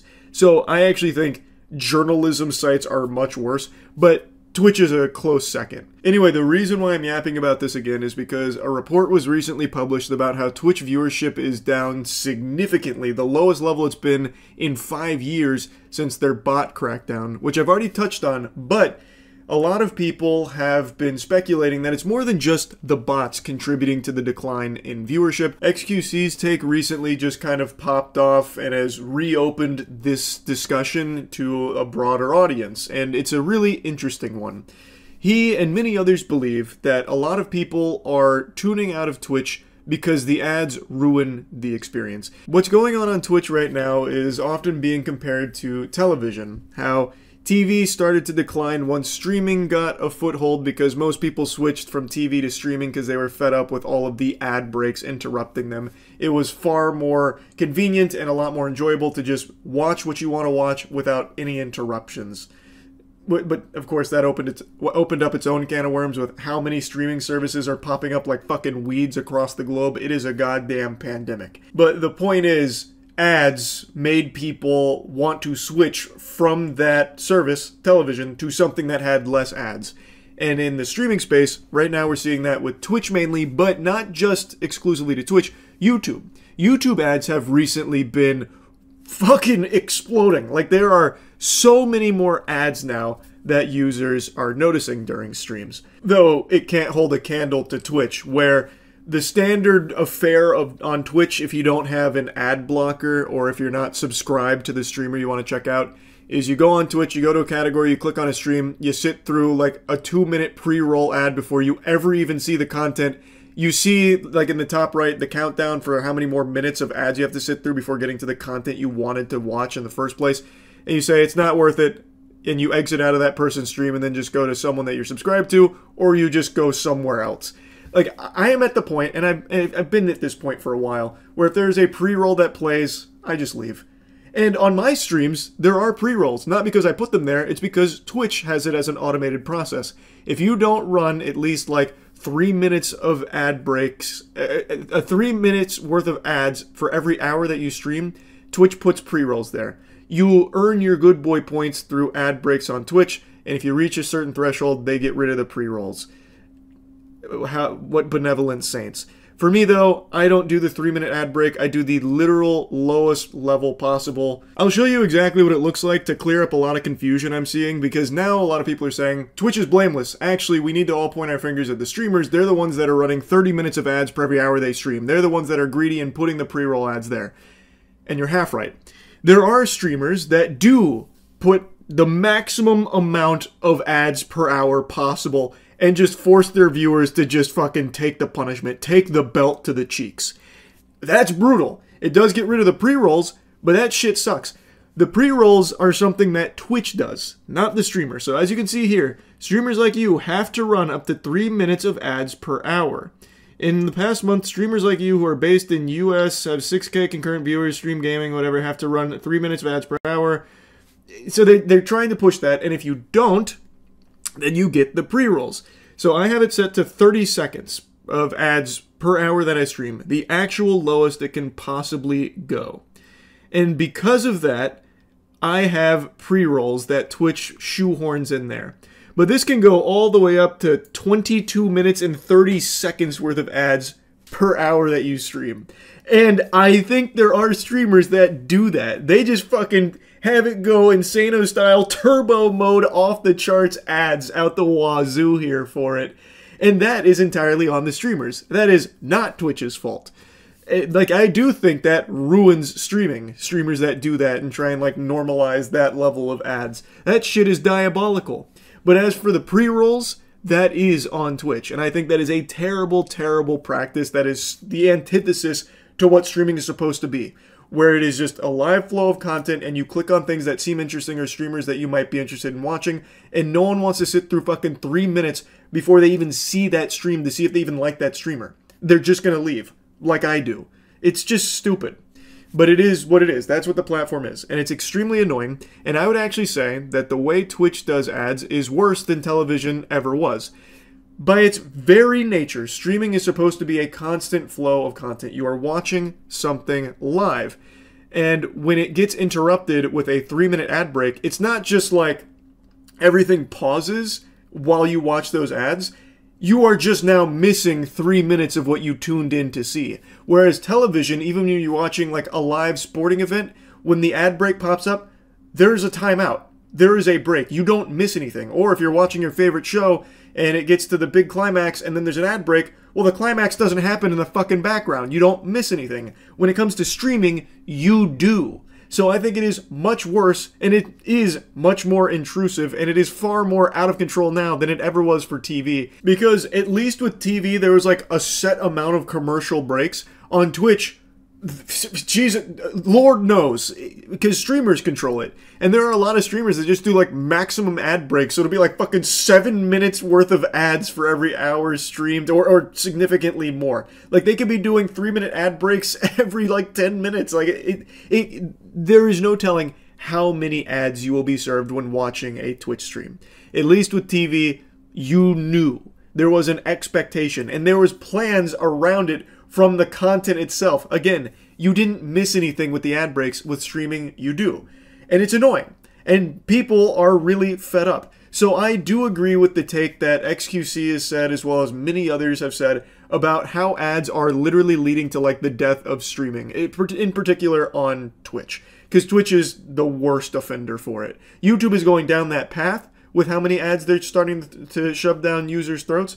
Twitch is still in a worse state with it, and I don't see either platform improving in this department. I just think they're going to make it even worse. especially Twitch.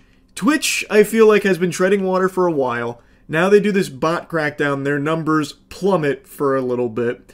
I think that maybe scares them a bit about, like, the potential advertiser hit that they might take, where the advertisers are like, oh, Twitch, this is a big drop. Maybe we won't spend as much on Twitch. Maybe it's not worth the budget that we're allocating over there. We're going to cut back on this. Like, and then they're going to go even harder, like, pushing their other brand partners to try and, like, foster that relationship and keep it tight, because they're going to need to, you know, fucking latch onto it. So, I really feel like Twitch's direction with ads has only been getting worse and more intrusive and ruining the experience further and further. YouTube is starting to follow suit because, like I mentioned, they are pumping a ton of ads on streams as well now. Not to Twitch's level yet, but it is there. And I just think that it is horrible for streaming, like, in general. Nobody wants to sit through streams like that where it's interrupted by minutes worth of ads for shit nobody wants in the first place. It is what caused TV to go in a bit of a rough patch there, because streaming offered a better ad-free service. And I've already seen some spitball solutions here that I think are pretty trash. One of them was, well, you should be paying all the streamers anyway, so if you want to watch content ad-free, well, fork over some clams to the streamer and subscribe to them. What the fuck, Goober? No, that's super stupid. Streaming is free. Like, you are producing content for free. Getting any money back is just cherries on top. Like, it is a service that is free. And if you now start requiring people to pay money to keep experiencing that service, well, you've got an issue, because never charge for something that was once free.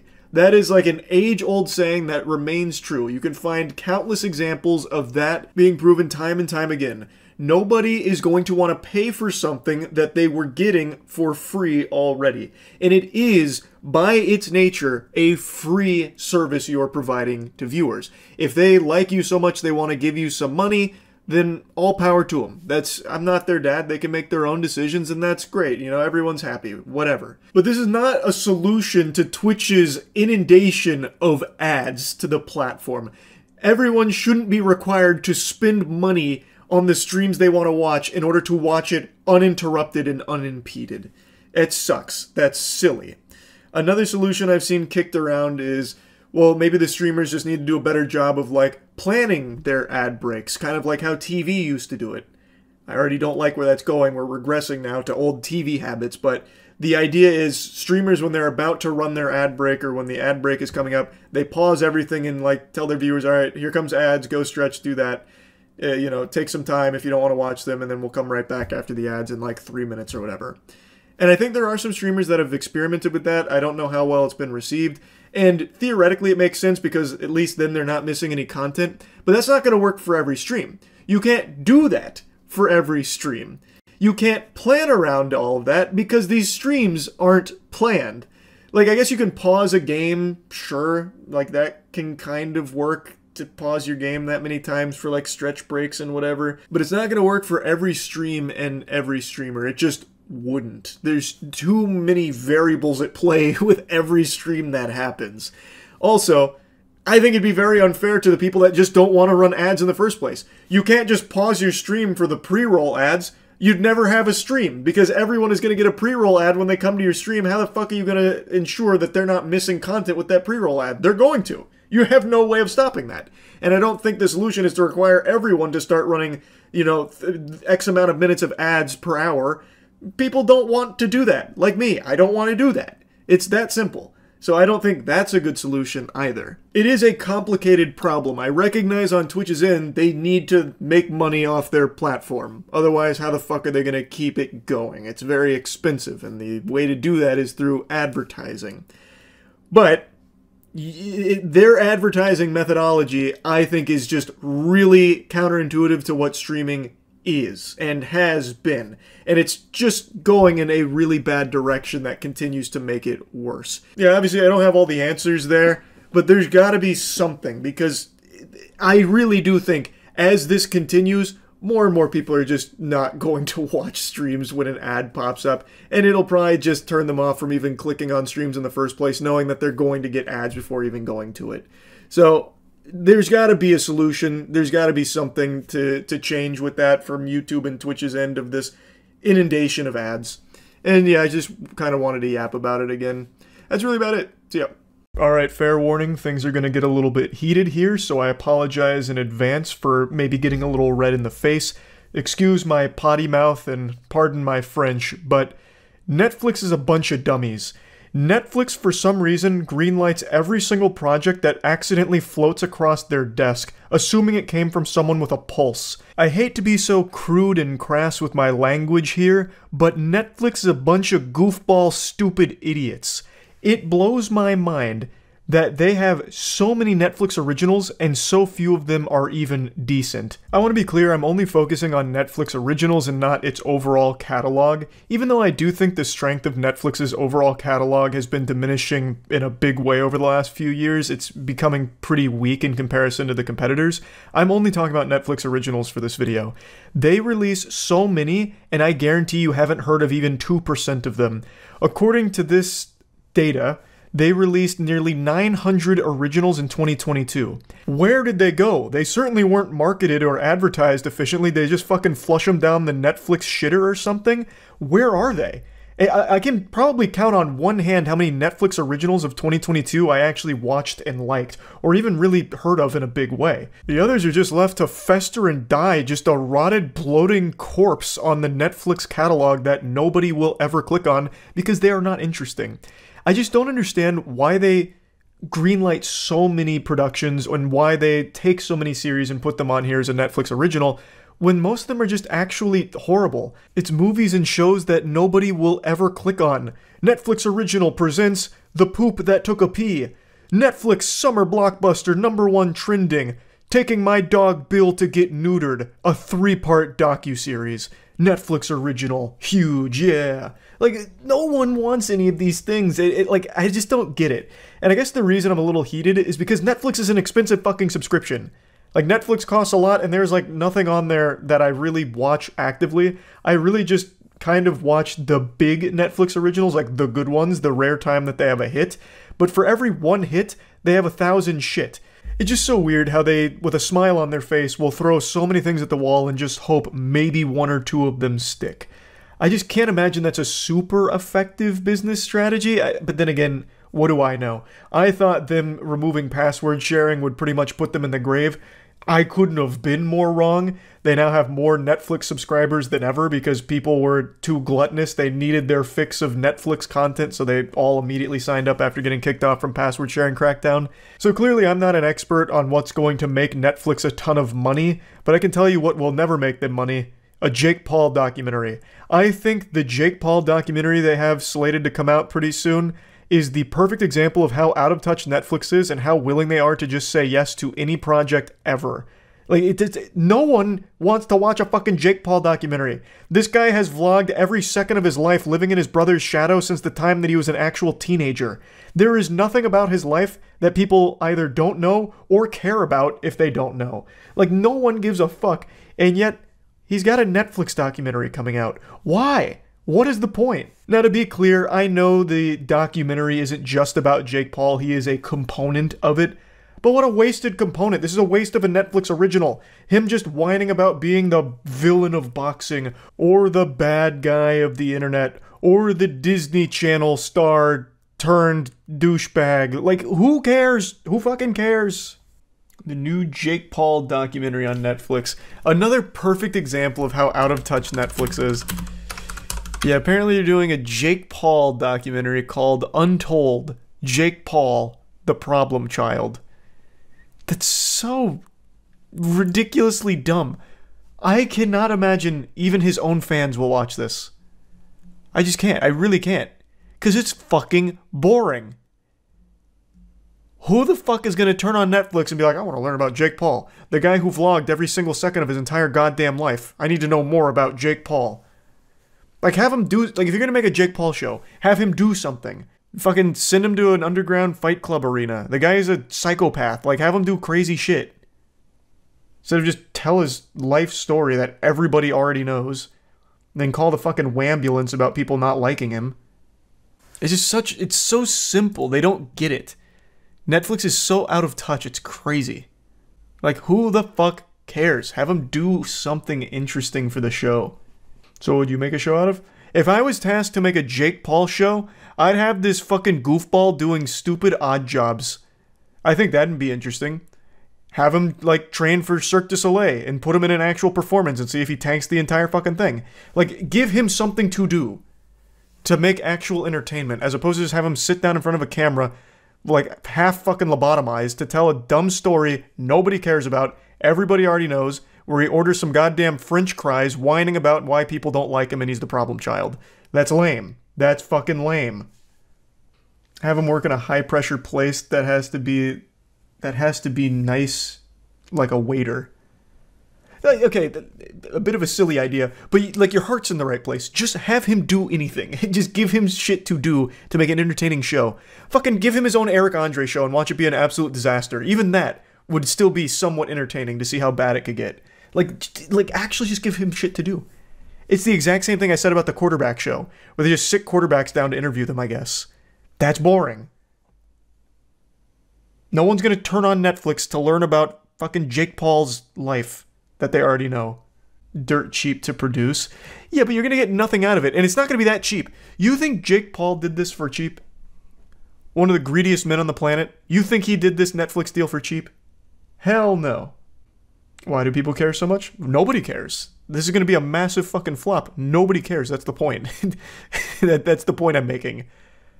Netflix is so lost. It just produces trash. And then occasionally gets lucky with like one good thing that comes out. Do you think they'll make something with other creators? They already have multiple times, and they all flop. Miranda Sings has a show on here. I don't know when Netflix is going to learn its lesson. I don't know. I don't know what it takes to get the message through. Paying oodles of clams every month for a Netflix subscription, and this is the kind of shit they deliver to the table? This is what they cooked up in the kitchen? Bring the chef out here. I want to have a few words here. Where's the Netflix chef? Because this is revolting. I'm sending it back to the kitchen. Just fucking why? I just don't understand. And Jake Paul is not the only YouTuber they have done this with or done similar things with. I just don't get it.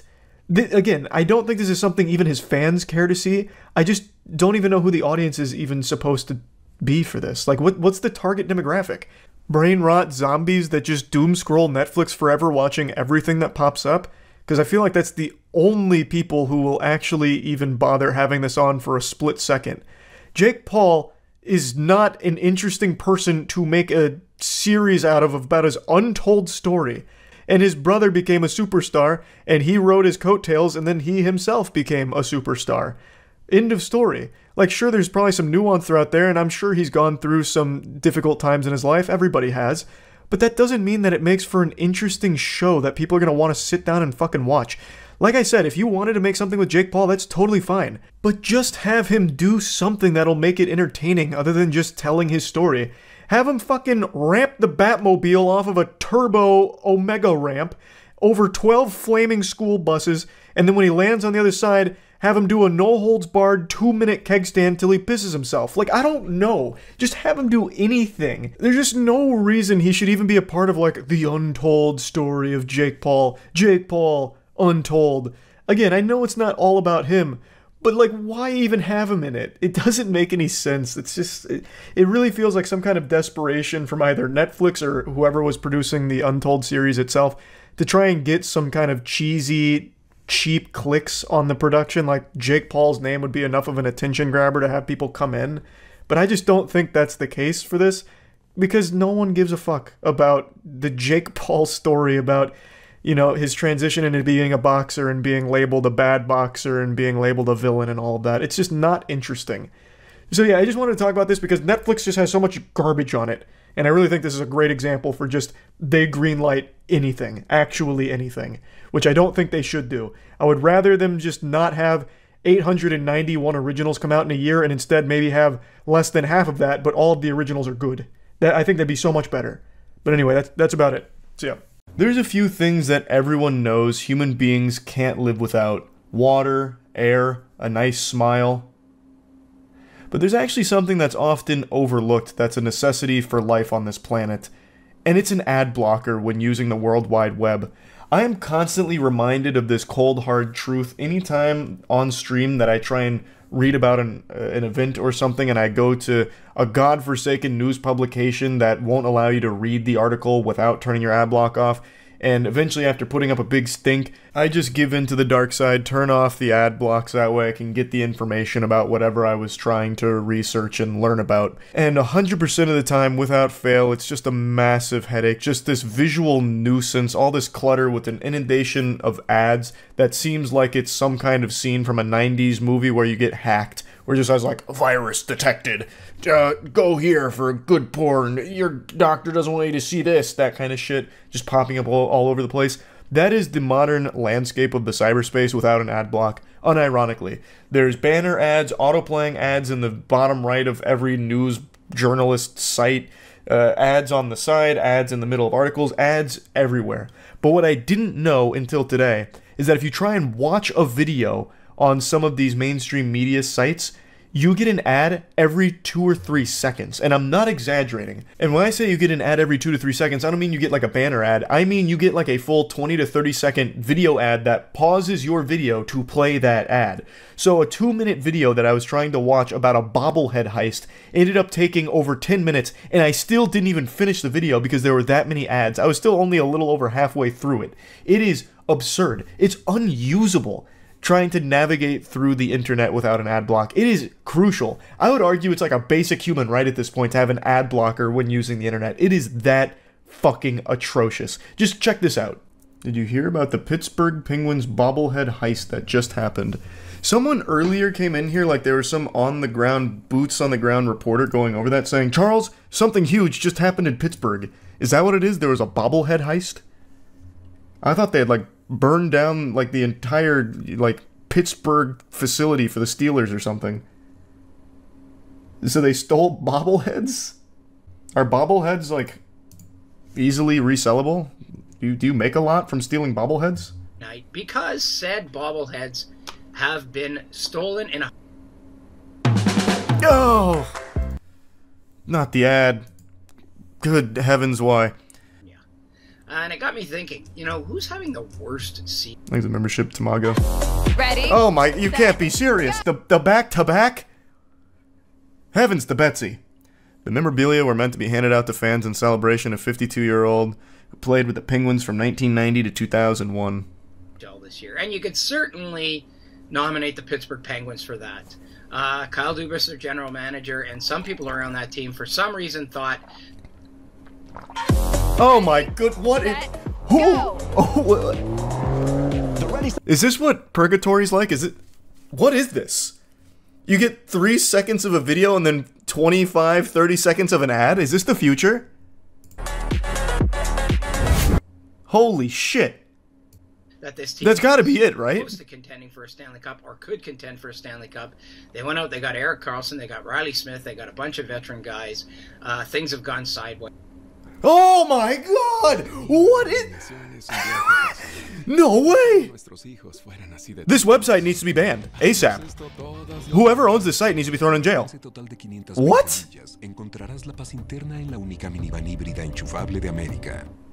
Things have gone south. And you could certainly argue right now that there's not... Nice membership, one guy. Oh! I have to watch the whole video like this. I have to know. How deep does this go? This can't be legal, right? This can't be. There's no fucking way. How do you even use the internet without an ad block? You can't even watch this.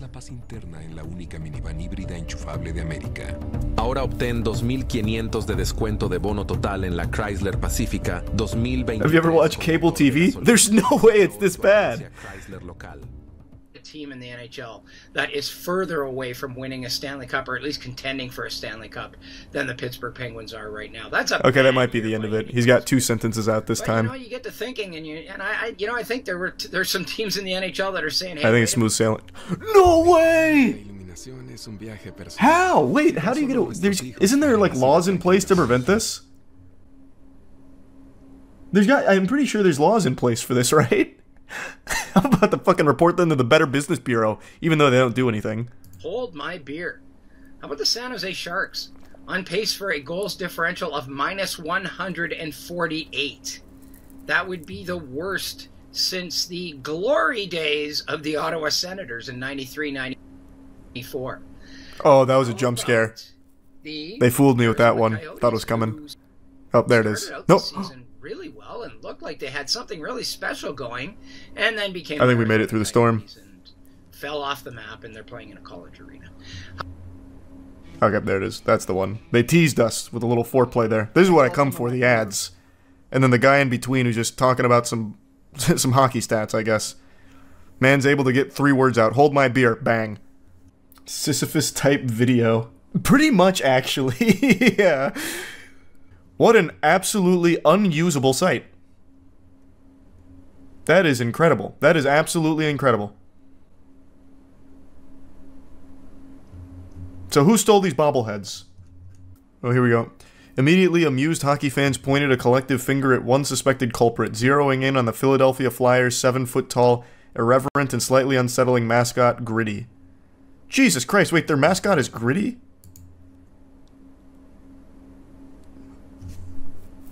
That's fire. I don't think I've ever seen their mascot, nor did I know his name was Gritty. How much money do you think they make every time someone watches the entire video? I don't think anyone can watch the entire video. This video is only 2 minutes long, and there's still 53 seconds left, and it's been like 10 minutes because there's so many ads. I think most people will have probably already clicked off or have died of old age. But with the amount of ads so far, I think that's like ad number 13 or 14, they probably make like $2. Like, it's just not worth it. That's nuts. I've never seen one this bad, ever. This video just started playing and immediately went to an ad. There's no way this is commonplace. Using the internet without an ad block is absolutely awful. Of starting a fatal house fire in Green Valley Ranch. Oh, that is not the ejaculation story. That's far different.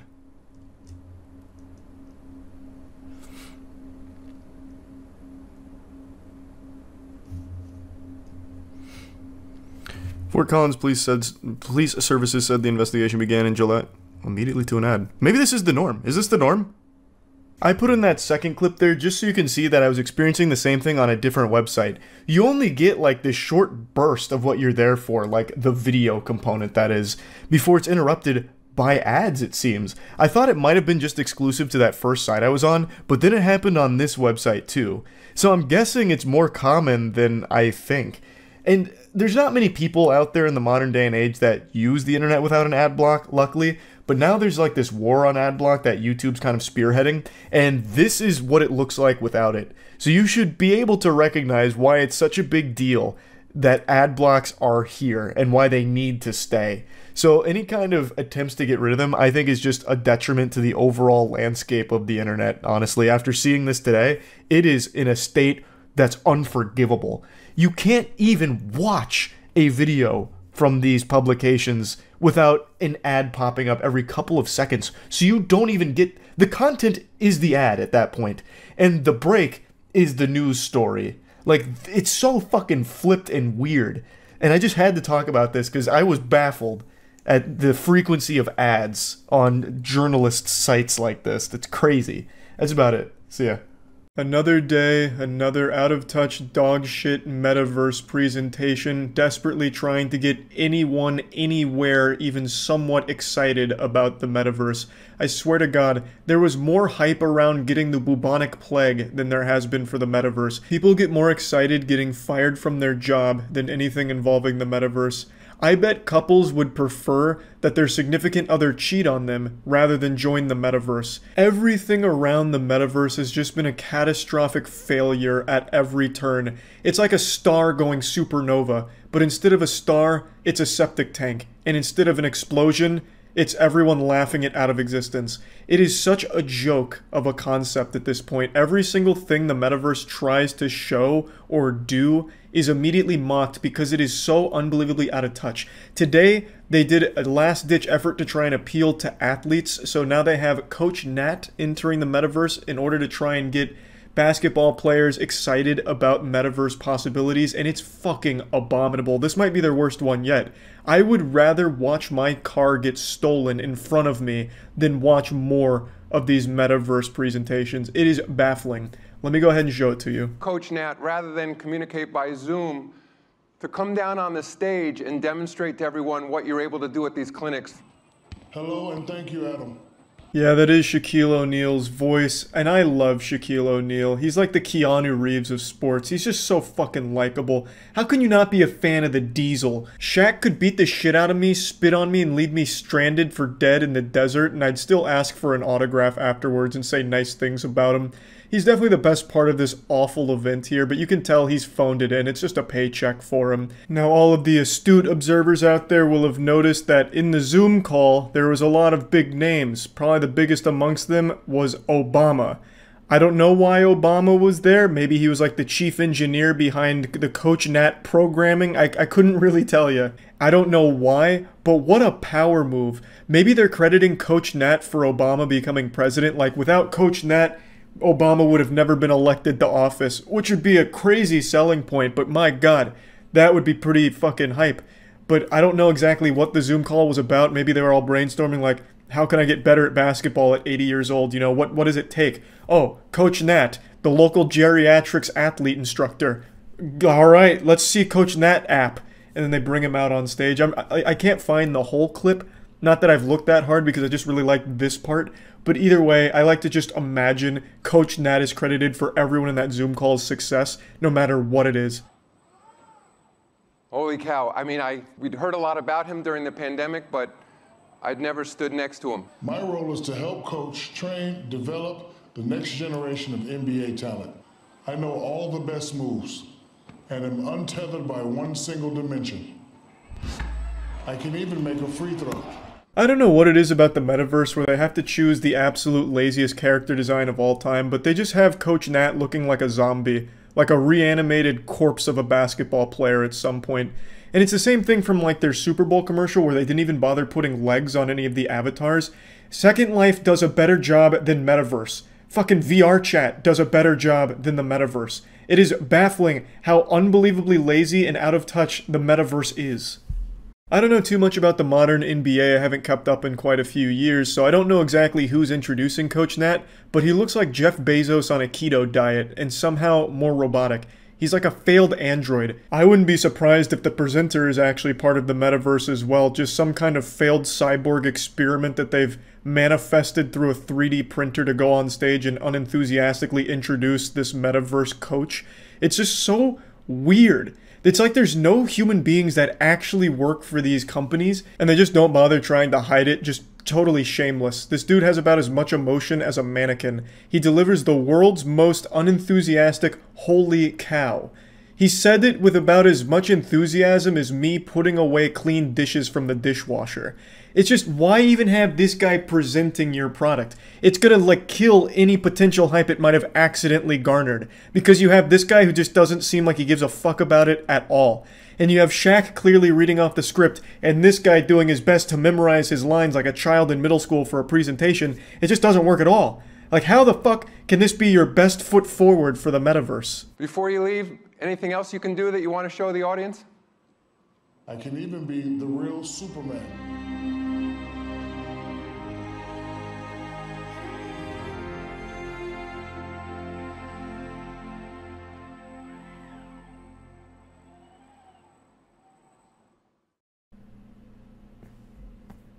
Yeah, oh my god, he was flying! Oh fuck, oh my god!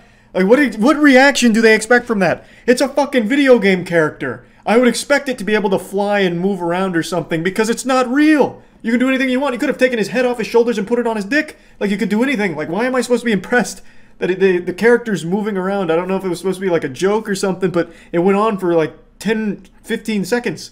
It's so fucking weird. What do they expect? Because it's not like a good joke or anything like that. It's silly. It makes no sense at all. It's a fucking video game character. The whole idea of Coach Nat doesn't make sense to me either from a conceptual standpoint. It's supposed to be like a virtual coach through the metaverse to make you a better basketball player. If you are relying on a goddamn app to make you good at basketball, you've already failed. You're not going to make it as an NBA player or even a moderately decent high school basketball player. To be good at the game, the sport, it is a physical activity. You need a real coach to be correcting you real time as you're actually playing the sport. I don't think there's a reality where you can log into the Metaverse NBA Jam with Coach Nat and expect whatever you're doing there in the video game to translate into the real world. I don't see how that would happen. Unless it's like some kind of shit where Coach Nat also gives you some fucking microchip in your skull that is like the ball from Space Jam after he sapped all the talent from NBA players and given it to you for, you know, $15 a month or whatever he costs. I just don't see the future of the NBA being in Coach Nat's hands. I don't think the best players are going to be suckling from the infinite wisdom of Coach Nat's bosom.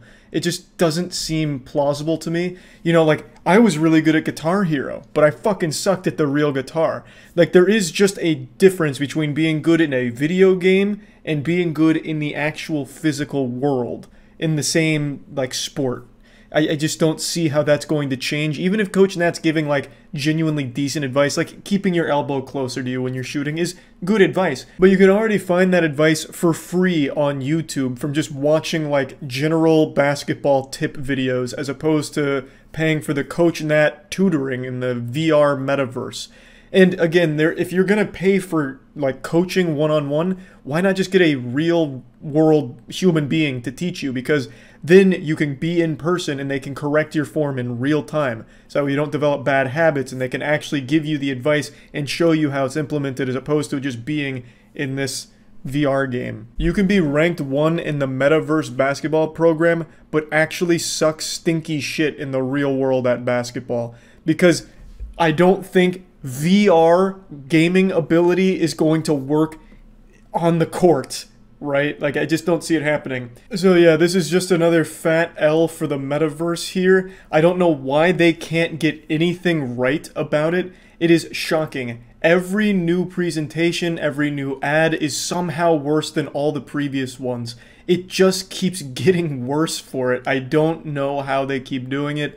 But yep, just wanted to share this new one. That's about it. See ya. It's been a busy week for Mark Zuckerberg. He's become the face of the metaverse, and in return, he's become the punching bag for it as well. When Mark Zuckerberg's not busy sucking the blood from the necks of unicorns like Voldemort, he's making horrifying promotional pieces for the metaverse where he's interviewing people, and it's frightening. It's genuinely, like, startling. And I just wanted to share the most recent one where he's talking about gaming. And this fucking thing sounds like two aliens having a conversation with one another, but they're trying their best to blend in as humans, but they don't know enough about our culture. They read a single book like 50 Shades of Grey and assume that's how all humans behave. It is startling how not normal this feels. And I get that it's low-hanging fruit to make fun of Mark Zuckerberg, but god damn it, he's such a goofy goober and all this metaverse shit has been so wacky, I can't help but talk about it. Keep creating. Now, Deb from our studios team is joining me. Deb, do you want to take us through some of the exciting games in the pipeline for Quest? Absolutely. I hate to interrupt so early, but Mark Zuckerberg is genuinely made of binary code. I can see the numbers being crunched and the algorithms being run to try and make it appear like he's human. He's like smiling at the weirdest times. It's like an NPC that's glitching out during a conversation in a video game. Unfortunately, the smiling code just isn't complete. This doesn't look human. Like, he'll be talking and then throw in a smile randomly, but it looks like this. This is not a normal smile. This is that kind of shit that you fake on Christmas morning when you get socks that you didn't want, but you don't want your parents to feel bad. You don't want them to know that you're not happy with the gift, so you give them one of these. Over the years, we've had the opportunity to work with incredible developers, like Vertigo Games, the studio behind fan favorite Arizona Sunshine. I love Arizona Sunshine. That game basically got me and my friends through the first few months of the pandemic. That's awesome. If you enjoyed that, Mark, I think you'll be excited that we're partnering with Vertigo on 5 more great games. One thing you'll notice throughout the entire interview is the woman that Mark Zuckerberg is interviewing is using a lot of hand gestures, and I'm convinced it's a cry for help. Like, she's trying to spell out torture with her hand gestures, kind of like YMCA, but torture. Very reminiscent of that time that soldier was caught in the Vietnam War, and during a press conference he started blinking torture in Morse code. I think that's what's going on here. I can't prove it, but there's definitely something fishy afoot here. There's no reason for her to be like fucking popping and locking throughout the whole interview. There's gotta be a reason for it. Also, that Mark Zuckerberg just told the second biggest lie of his career, right behind the time he said that Facebook wasn't selling user data. Him saying he knows what Arizona Sunshine is and it got him through the pandemic. There's a 0% chance he's ever played that game. You can tell by the way he answered it. Oh, Arizona Sunshine. I do love that video game. From Deep Silver and others. We'll share more about this lineup very soon. Nice. What else is coming?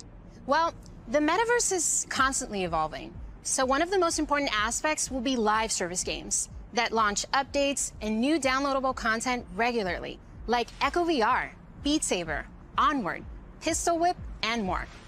We're focused on this a lot right now. I don't know if those are hype announcements or anything, like someone right now hearing that and fucking pumping their fists like, yeah, Pistol Whip, let's go. The only game I know there is Beat Saber, and that game does slap for sure.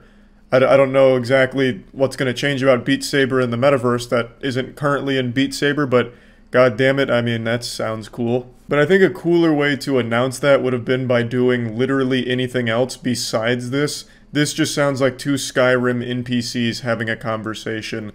Making sure games can build out active communities. Beat Saber has a passionate community. Oh, I love Beat Saber. So do I. And Beat Saber just passed $100 million in lifetime revenue on Quest alone. It's a great example of a game that keeps releasing fresh content. This has the same energy of the Chris Pratt is so cool thing from Nintendo. Mark Zuckerberg just saying, oh, I love Beat Saber. I'm like, okay, Mark, whatever, I guess. They've actually been working on evolving the way that you interact with the tracks and feel the music. Also, the team has been working on something really cool. Check this out.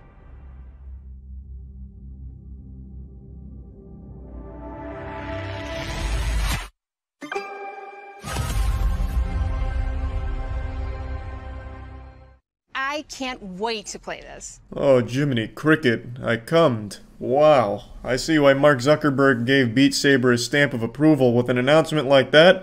Hooey! Like I said, I like Beat Saber as much as the next guy. I think Beat Saber is great. A fucking talented mapper once mapped the entire Shrek movie in Beat Saber to play through, so I think the game's incredible. But what the fuck is this? And they keep partnering with incredible artists to release new music packs all the time. Did you play the Billie Eilish music pack last month? A little more than I should have. I probably should have been working more on this metaverse presentation. Well, they have a great lineup of artists for 2022. And there's one more epic surprise before the end of the year. So stay tuned. Okay, have you played Population 1? I mean, yeah, I love the game so much that... For those who haven't... Ooh, shit. She just cucked the Zuck. Interrupted him as he was about to lie about liking another video game. Apparently he's a huge Billie Eilish fan, and she just came in and then fucking slapped the dick out of his hand there. He was about to go in like, oh yes, actually, Population 0, one of my favorite games ever created. Of course, you know, a masterpiece by all accounts. And she said, no sir, not on my watch, putting the kibosh on that shit right away. Interrupted him, and he never tries to get back in the conversation. She just takes it. She takes control. Population 1 is a thrilling battle royale that is only possible in VR. Since its launch at Connect last year, it has become one of the highest earning games on Quest, and the biggest multiplayer FPS on the platform. You can have up to 24 people in at once for a match. I won't play any more of this. You get the idea. It's a very weird conversation that just doesn't sound normal. Mark Zuckerberg has this incredible ability to make not only himself, but everyone around him sound and act like robots. I bet she does not normally talk or move like this, but just being in the presence of Zuckerberg, like, fucking lobotomized her and had her like a puppet on his strings. She was the marionette, he was the puppet master, and this is the result. She was probably directed to act this way, like be as human as possible. So then she ends up looking like some kind of crazy cartoon character doing all exaggerated gestures and shit. It's just so weird. Every time Mark Zuckerberg tries to promote the metaverse or really anything, it's just uncomfortable. I just want to talk about it again. I mean, that's about it. See ya. Netflix has a lot of good shit on it, but a lot of soggy dog shit too. Without a doubt, though, the worst thing Netflix has is their newest announcement called Cuties. Cuties goes above being just a bad movie. It's like an actual fucking crime. Here's the little Netflix blurb about it, a little Shark Tank pitch to get you invested, make you want to watch it. Amy, 11, becomes fascinated with a twerking dance crew. Hoping to join them, she starts to explore her femininity, defying her family's traditions. Pedophiles everywhere were pumping their fists in excitement. Finally, a movie made just for them. Fucking Dan Schneider must have fallen out of his seat in excitement when he read that synopsis. Here's the French cover, the original, versus the Netflix cover for Cuties. You can immediately tell which one's which, even if there wasn't French on one of them. As you can see, the American version on the right here clearly wants to just focus on hypersexualizing children. Every actress in this movie is actually 11 years old, by the way. Also, that tagline about twerking and femininity, that's on no other piece of media talking about this. It's only Netflix's explanation for the movie. So it focuses only on the twerking. It seems like they only wanted to post this movie on Netflix to try and normalize pedophilia. Now, there's a trailer for this movie, but I'm not going to click on it because I'm not a pedophile and I'm not a fucking idiot. That feels like some kind of trap set up by the FBI where you click on that and you basically speed run onto the sex offenders registry. It's like the old anarchist cookbook shit where if you Google that, you're immediately put on a list. This really does feel like some kind of trap where they're trying to catch as many pedophiles as possible with as little work as possible by just posting this trailer and then just taking everyone's name down that watches it. Or even worse, leaves a like on it. If you leave a like on it, you probably go to jail. It's just so fucking disgusting that this kind of movie would be put on Netflix and advertised in this way. I don't know if the movie's actually even like this, because like I said, this is the only blurb that said anything about 11-year-olds focusing on twerking. So maybe the movie's really not even like that. But I'm not gonna find out. I don't want to find out. It's still fucking disgusting. Netflix has a lot of explaining to do with how they've advertised this movie, because it looks like they only want pedophiles to watch this. This kind of shit just shouldn't be acceptable under any circumstances. And what the fuck is next for Netflix anyway, now that they're trying to open this Pandora's box of pedophilia? Next month, introducing Friend on Netflix. Ralph, a 13-year-old boy, finally gets his big break, landing a major role in a blockbuster movie where he's introduced to Harvey Weinstein. Together the two become inseparable as Harvey Weinstein teaches Ralph how his penis works and how to keep landing roles in Hollywood. Join them on the inspirational journey only on Netflix. It's just fucking terrible stuff, and I'm not trying to give Netflix any ideas, because that actually sounds like something Netflix would put money into at this point. Now, just a little while ago, Netflix released this statement. We're deeply sorry for the inappropriate artwork that we use for Menomenes. Jeez, I just sound like fucking Doodle Bob from SpongeBob. I don't speak French, sorry, I don't know how to say that. Cuties. It was not okay, nor was it representative of this French film, which won an award at Sundance. We've now updated the pictures and description. Yeah, but you see, it doesn't fucking matter, Netflix, because you've already shown us your asshole. You showed us why this is on your catalog because you want pedophiles to watch it. Your marketing was geared towards people that are attracted to children. You made it about twerking. Your cover photo was children twerking in very revealing clothing. Honestly, it's fucking disgusting. And even 4chan doesn't allow that. 4chan came out saying they will not allow Cuties content to be posted there. 4chan has better morals than Netflix right now. That's the fucking state of Hollywood.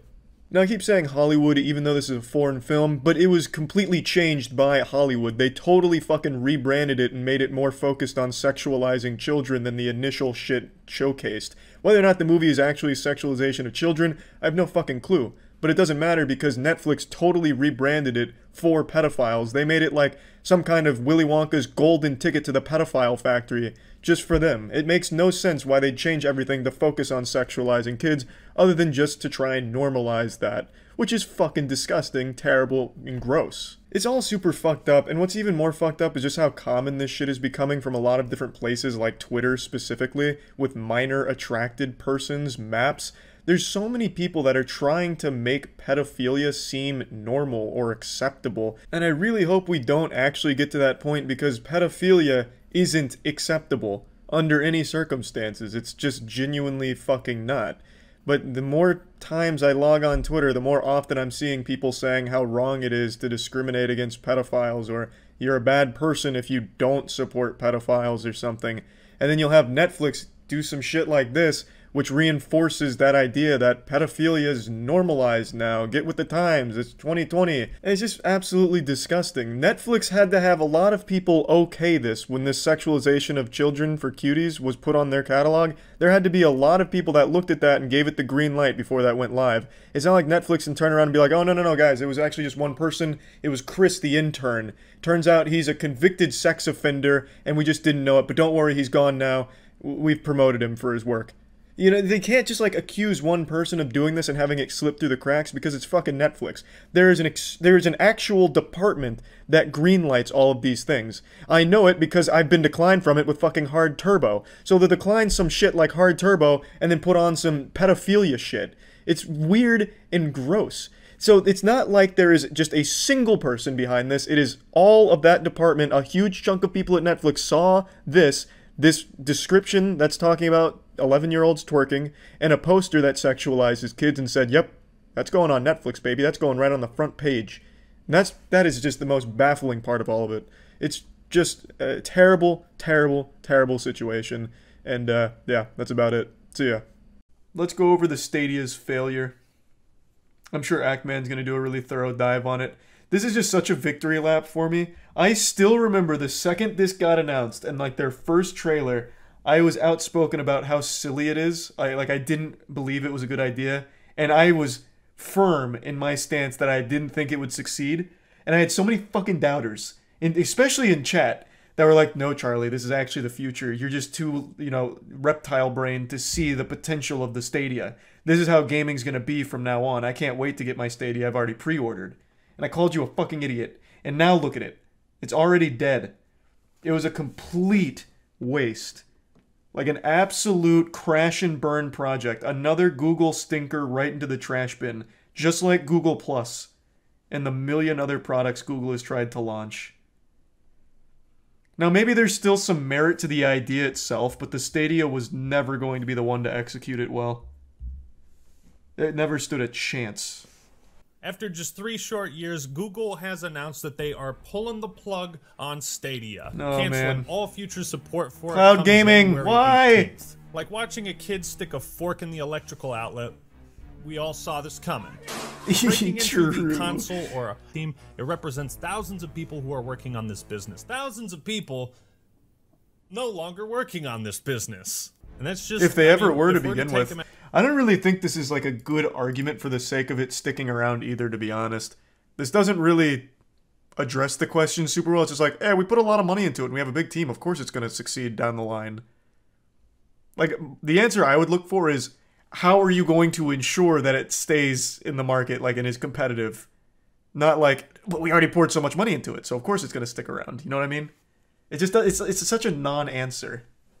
But it's backed by Google, so they've got a pretty good chance. I say it all the time, first impressions are so important in gaming. I have such so a bad, little patience for such a things bad that first suck impression. and don't work. This is how. Does anyone remember the old Stadia commercials they used to run during, I think it was E3 2019? They've made like a big push in, I really think it was E3.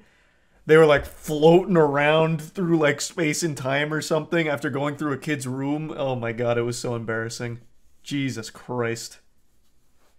I have no regrets. The first impression didn't stick the landing, and I was never given a reason after this to ever pick up a Stadia or try it. Do you remember, I think it was a year after launch, they still only had, was it sub 10 games on their service?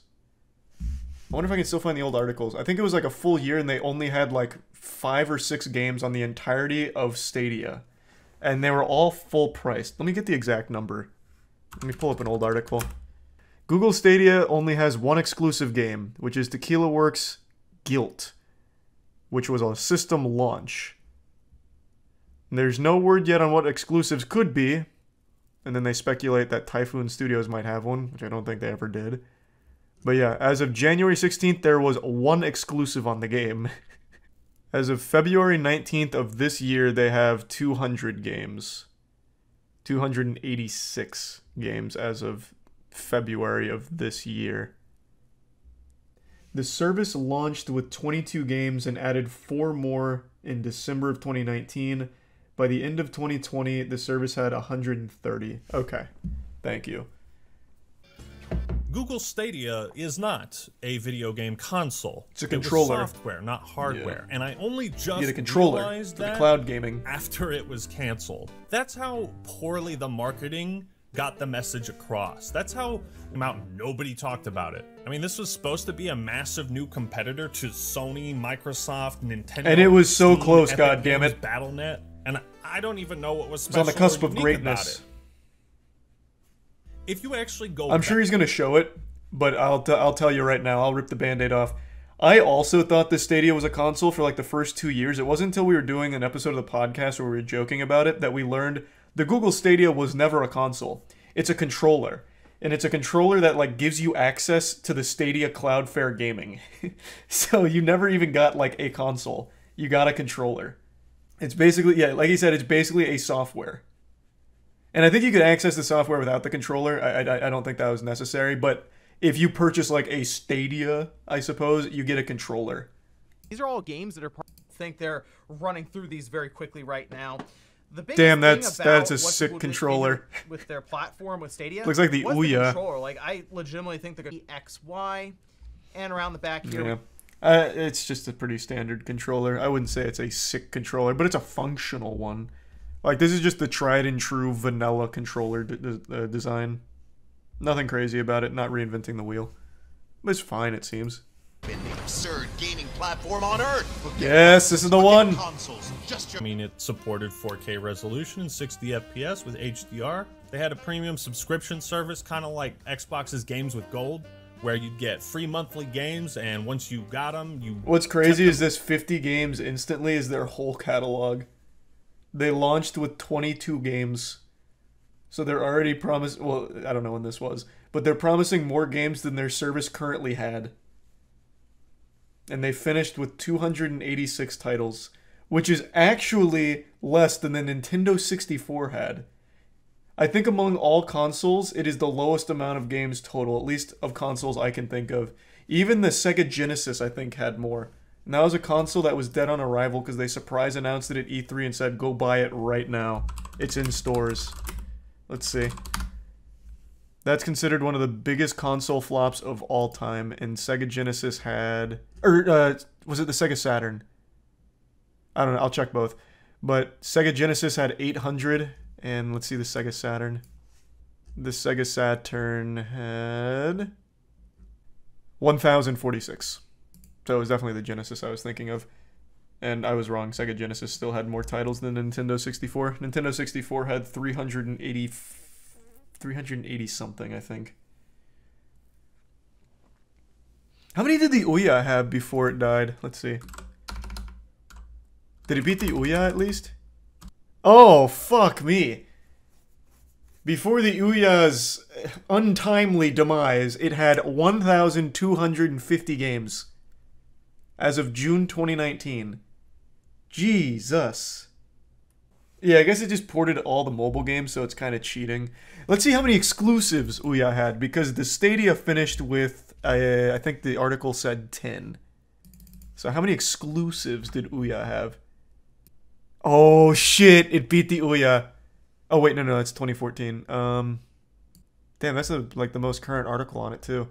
As of 2014, the Ouya had 6 exclusives. Stadia had 10. Fuck Nintendo is doing with Switch Online. No. Ouya didn't... I mean, no one played Ouya, mind you. Ouya was completely a joke, a huge meme. I had an Ouya and I used it as an ice tray at one point. Like, it was a complete worthless piece of shit. What is the Ouya? It was... What do you mean, what is the Ouya? How the fuck is there anyone out there that doesn't remember the Ouya? This was the most popular Kickstarter for a long time. They hyped this up as like, console for gamers, by gamers. It's going to have every game you've ever wanted on it. It's also going to be coming at the highest possible graphical resolution. It's also just going to be one of the best gaming experiences you'll ever have in your life. Just like filled with a bunch of buzzwords and everything. This is probably just clickbait. But it was just filled with tons and tons and tons of buzzwords, but it just ended up being mobile game ports and shovelware. Yeah, like I said, I had an Ouya. I used it as an ice tray. I tried it, but it had no use, so I used it as an ice tray. Like, what the fuck else was I supposed to do with it? Own product, I can say, hey, go follow me on Instagram. That doesn't cost me anything. It just seemed like Google started this thing, noticed that it wasn't gaining traction immediately, and then like was slowly Is Destiny 2 on Stadia? Until just now when they finally yanked that last little bit out. Google also I kind of want to try Destiny 2 on they Stadia. Shut down some of the game development they were doing. What a disaster. Their idea was to shift to more Some Destiny players had a Stadia just to play ranked because it was against much easier players. Oh, that's so smart. That is so fucking smart. Oh, you just play against Stadia gamers? Fuck me.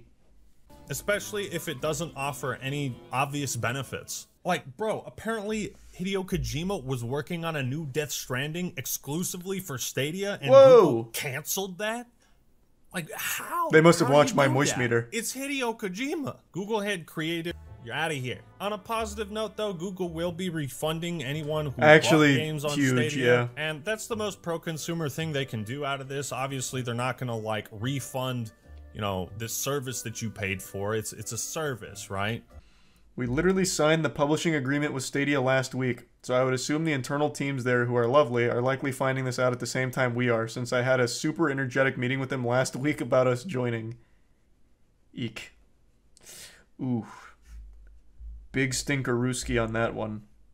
Peace. Nice. Rest in peace, Stadia. Whoops. Just another big I told you so moment there, gamers. I told you that shit was destined for failure. Oh, I knew it. But it's not just me. Pretty much everyone said that that was probably trash. There was just some people that really bought into it. It really wasn't just me. That was like the coldest take of all time. It was awful from the get-go. Thanks to Resub West and JB. I just always hold these like one guy grudges, where like one guy's like super passionate about something, but I know he's wrong. It's just like, oh, I can't wait. I just can't wait until it's like definitively proven. Like this. Just like Anthem, by the way. I will always wave that around. I said with Jackson during the Anthem beta, this game is absolute abhorrent trash and it's terrible. And we got eaten alive on the Anthem subreddit. They're like, these fucking assholes don't understand that it's a beta. They don't get it. All of this is going to be fixed when the game releases next month. All of their complaints are going to be looked back on so stupidly to think that they wouldn't be addressed by launch. And you know what happened? None of them got fixed because the beta was out a month before the fucking game was. They had no time to fix it. Delusion. And then they never even apologized to us on the subreddit. They just silently agreed with us and then made posts whining about how bad the game was. Anthem trailers and pre-release media made it seem like it was the next best game, new Destiny, and then it flopped harder than any other game. Yeah. It had a lot of potential. It really did. But the beta, it became very clear that it was a pile of trash, steaming dog shit. When you think of hero, you probably don't think of the same thing I think of. Because I think of a movie and game reviewer when I think of a fucking hero. Because that is one of the bravest things you can do on the internet, is giving your opinion of a movie or game and review it. Like, that is a recipe for disaster, because no matter what you do, you lose. If you give a review that's less than perfect, the people that love that product are going to fuck you in the ass. They're going to spread your asshole real wide. If you say you like something that other people didn't like, your asshole's getting blasted again by that crowd. Because people are professional fans of products and full-time warriors going to battle for the things that they liked, or things they didn't like, attacking people that liked things that they didn't. So no matter what you do, your asshole's getting dilated. That being said, I am constantly blown away by some of the dog shit movie and game reviews that I see pop up. Now again, I understand that movie and game reviewers get more shit than a gas station toilet, but god damn it, sometimes these reviews just hurt to read and are just genuinely insulting to people that are literate. It's absolute trash.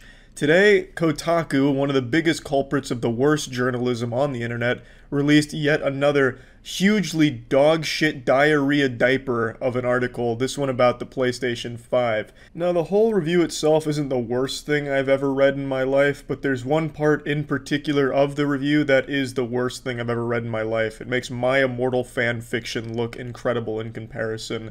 It's just, I'll show you. So in the middle of their PlayStation 5 review, the reviewer goes on to say, "But I'd be remiss to ignore all the reasons not to be excited for the PlayStation 5. The world is still reeling under the weight of the COVID-19 pandemic. There are more Americans out of work right now than at any point in the country's history, with no relief in sight. Our healthcare system is an inherently evil institution that forces people to ration life-saving medication like insulin and choose suicide over suffering with untreated mental illness.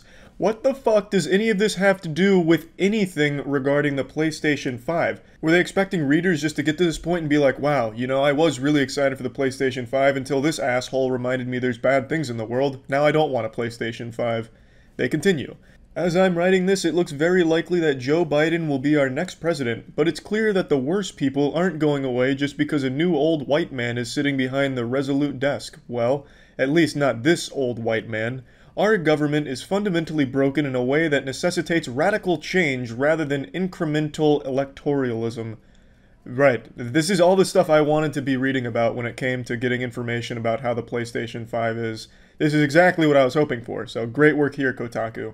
The harsh truth is that, for the reasons listed above and more, a lot of people simply won't be able to buy a PlayStation 5, regardless of supply, or if they can, concerns over increasing austerity in the United States and growing threat of widespread political violence supersede any enthusiasm about a console's SSD or how ray tracing makes reflections more realistic. That's not to say you can't be excited for those things. I certainly am, on some level. But there's an irrefutable level of privilege attached to the ability to simply tune out the world as it burns around you. This is basically like going into a restaurant and reminding everyone that there's people starving in the world, and then getting a seat at that restaurant. This genuinely gives me no hope for the future of games journalism, and I actually think it should be a crime to even be a games journalist past this review. It is so bad. Kotaku is like a septic tank. You know exactly what you're getting when you look inside of it, but you're still constantly disgusted.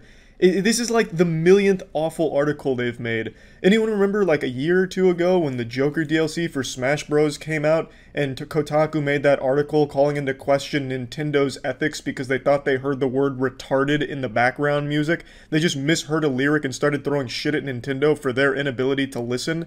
You remember that? Who is still reading this garbage? I don't get it. 50 Shades of Grey has better writing than Kotaku. This is just so awful and weird.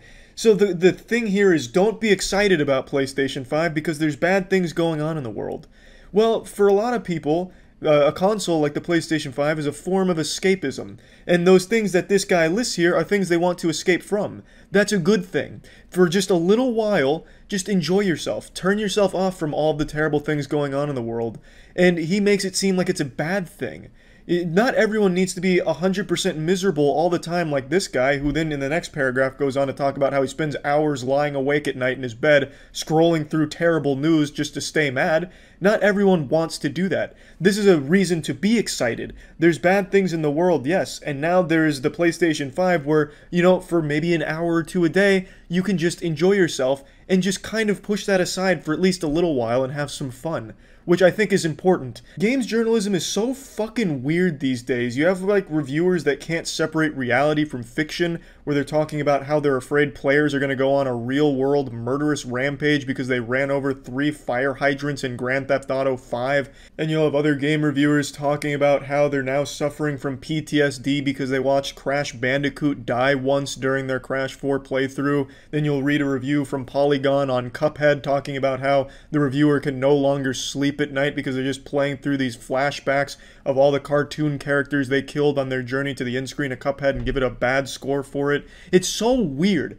There's so many reviewers that can't separate reality from fiction, video games from the real world. And then on the other end of that spectrum, there's people like this guy who are so hyper-indulged in reality that they will not allow themselves to enjoy anything. Until the world is a complete utopia with no problems at all and free ice cream delivered to the Kotaku offices every Tuesday, this guy will not focus on anything besides the bad shit in the world. He feels guilty if he starts to enjoy something because of everything bad going on in the world. That's how it comes across. He can't even, for one review, focus on what was actually being reviewed, the PlayStation 5. He goes off on this long tangent reminding everyone that the world's not in great shape at the moment. Why? What is the fucking point? This whole review is like asking your friend their opinion on something and they just start talking about shit totally unrelated to the question. Hey man, how was that new Harry Potter movie? I know you just saw it. What did you think? Well, Charlie, as you know, I was recently laid off this week, and things have just been kind of hard recently. I've been finding myself crying a lot at night, and, you know, it doesn't help that my girlfriend was recently cheating on me and I found out, but that's really not even the worst part, Charlie. The worst part is she was cheating on me with my own father, the man who gave birth to me. The ultimate form of betrayal, Charlie, so it's just, it hasn't been a great week for me. It's been rough. Oh, okay, well, yeah, that's all, like, bad shit, but how was the movie? You know, the thing I actually asked about. It's just a stupid fucking review. I don't understand what is going on with the state of gaming journalism. It's terrible. And yeah, that's really about it. Just wanted to rant about that. That's it. See ya.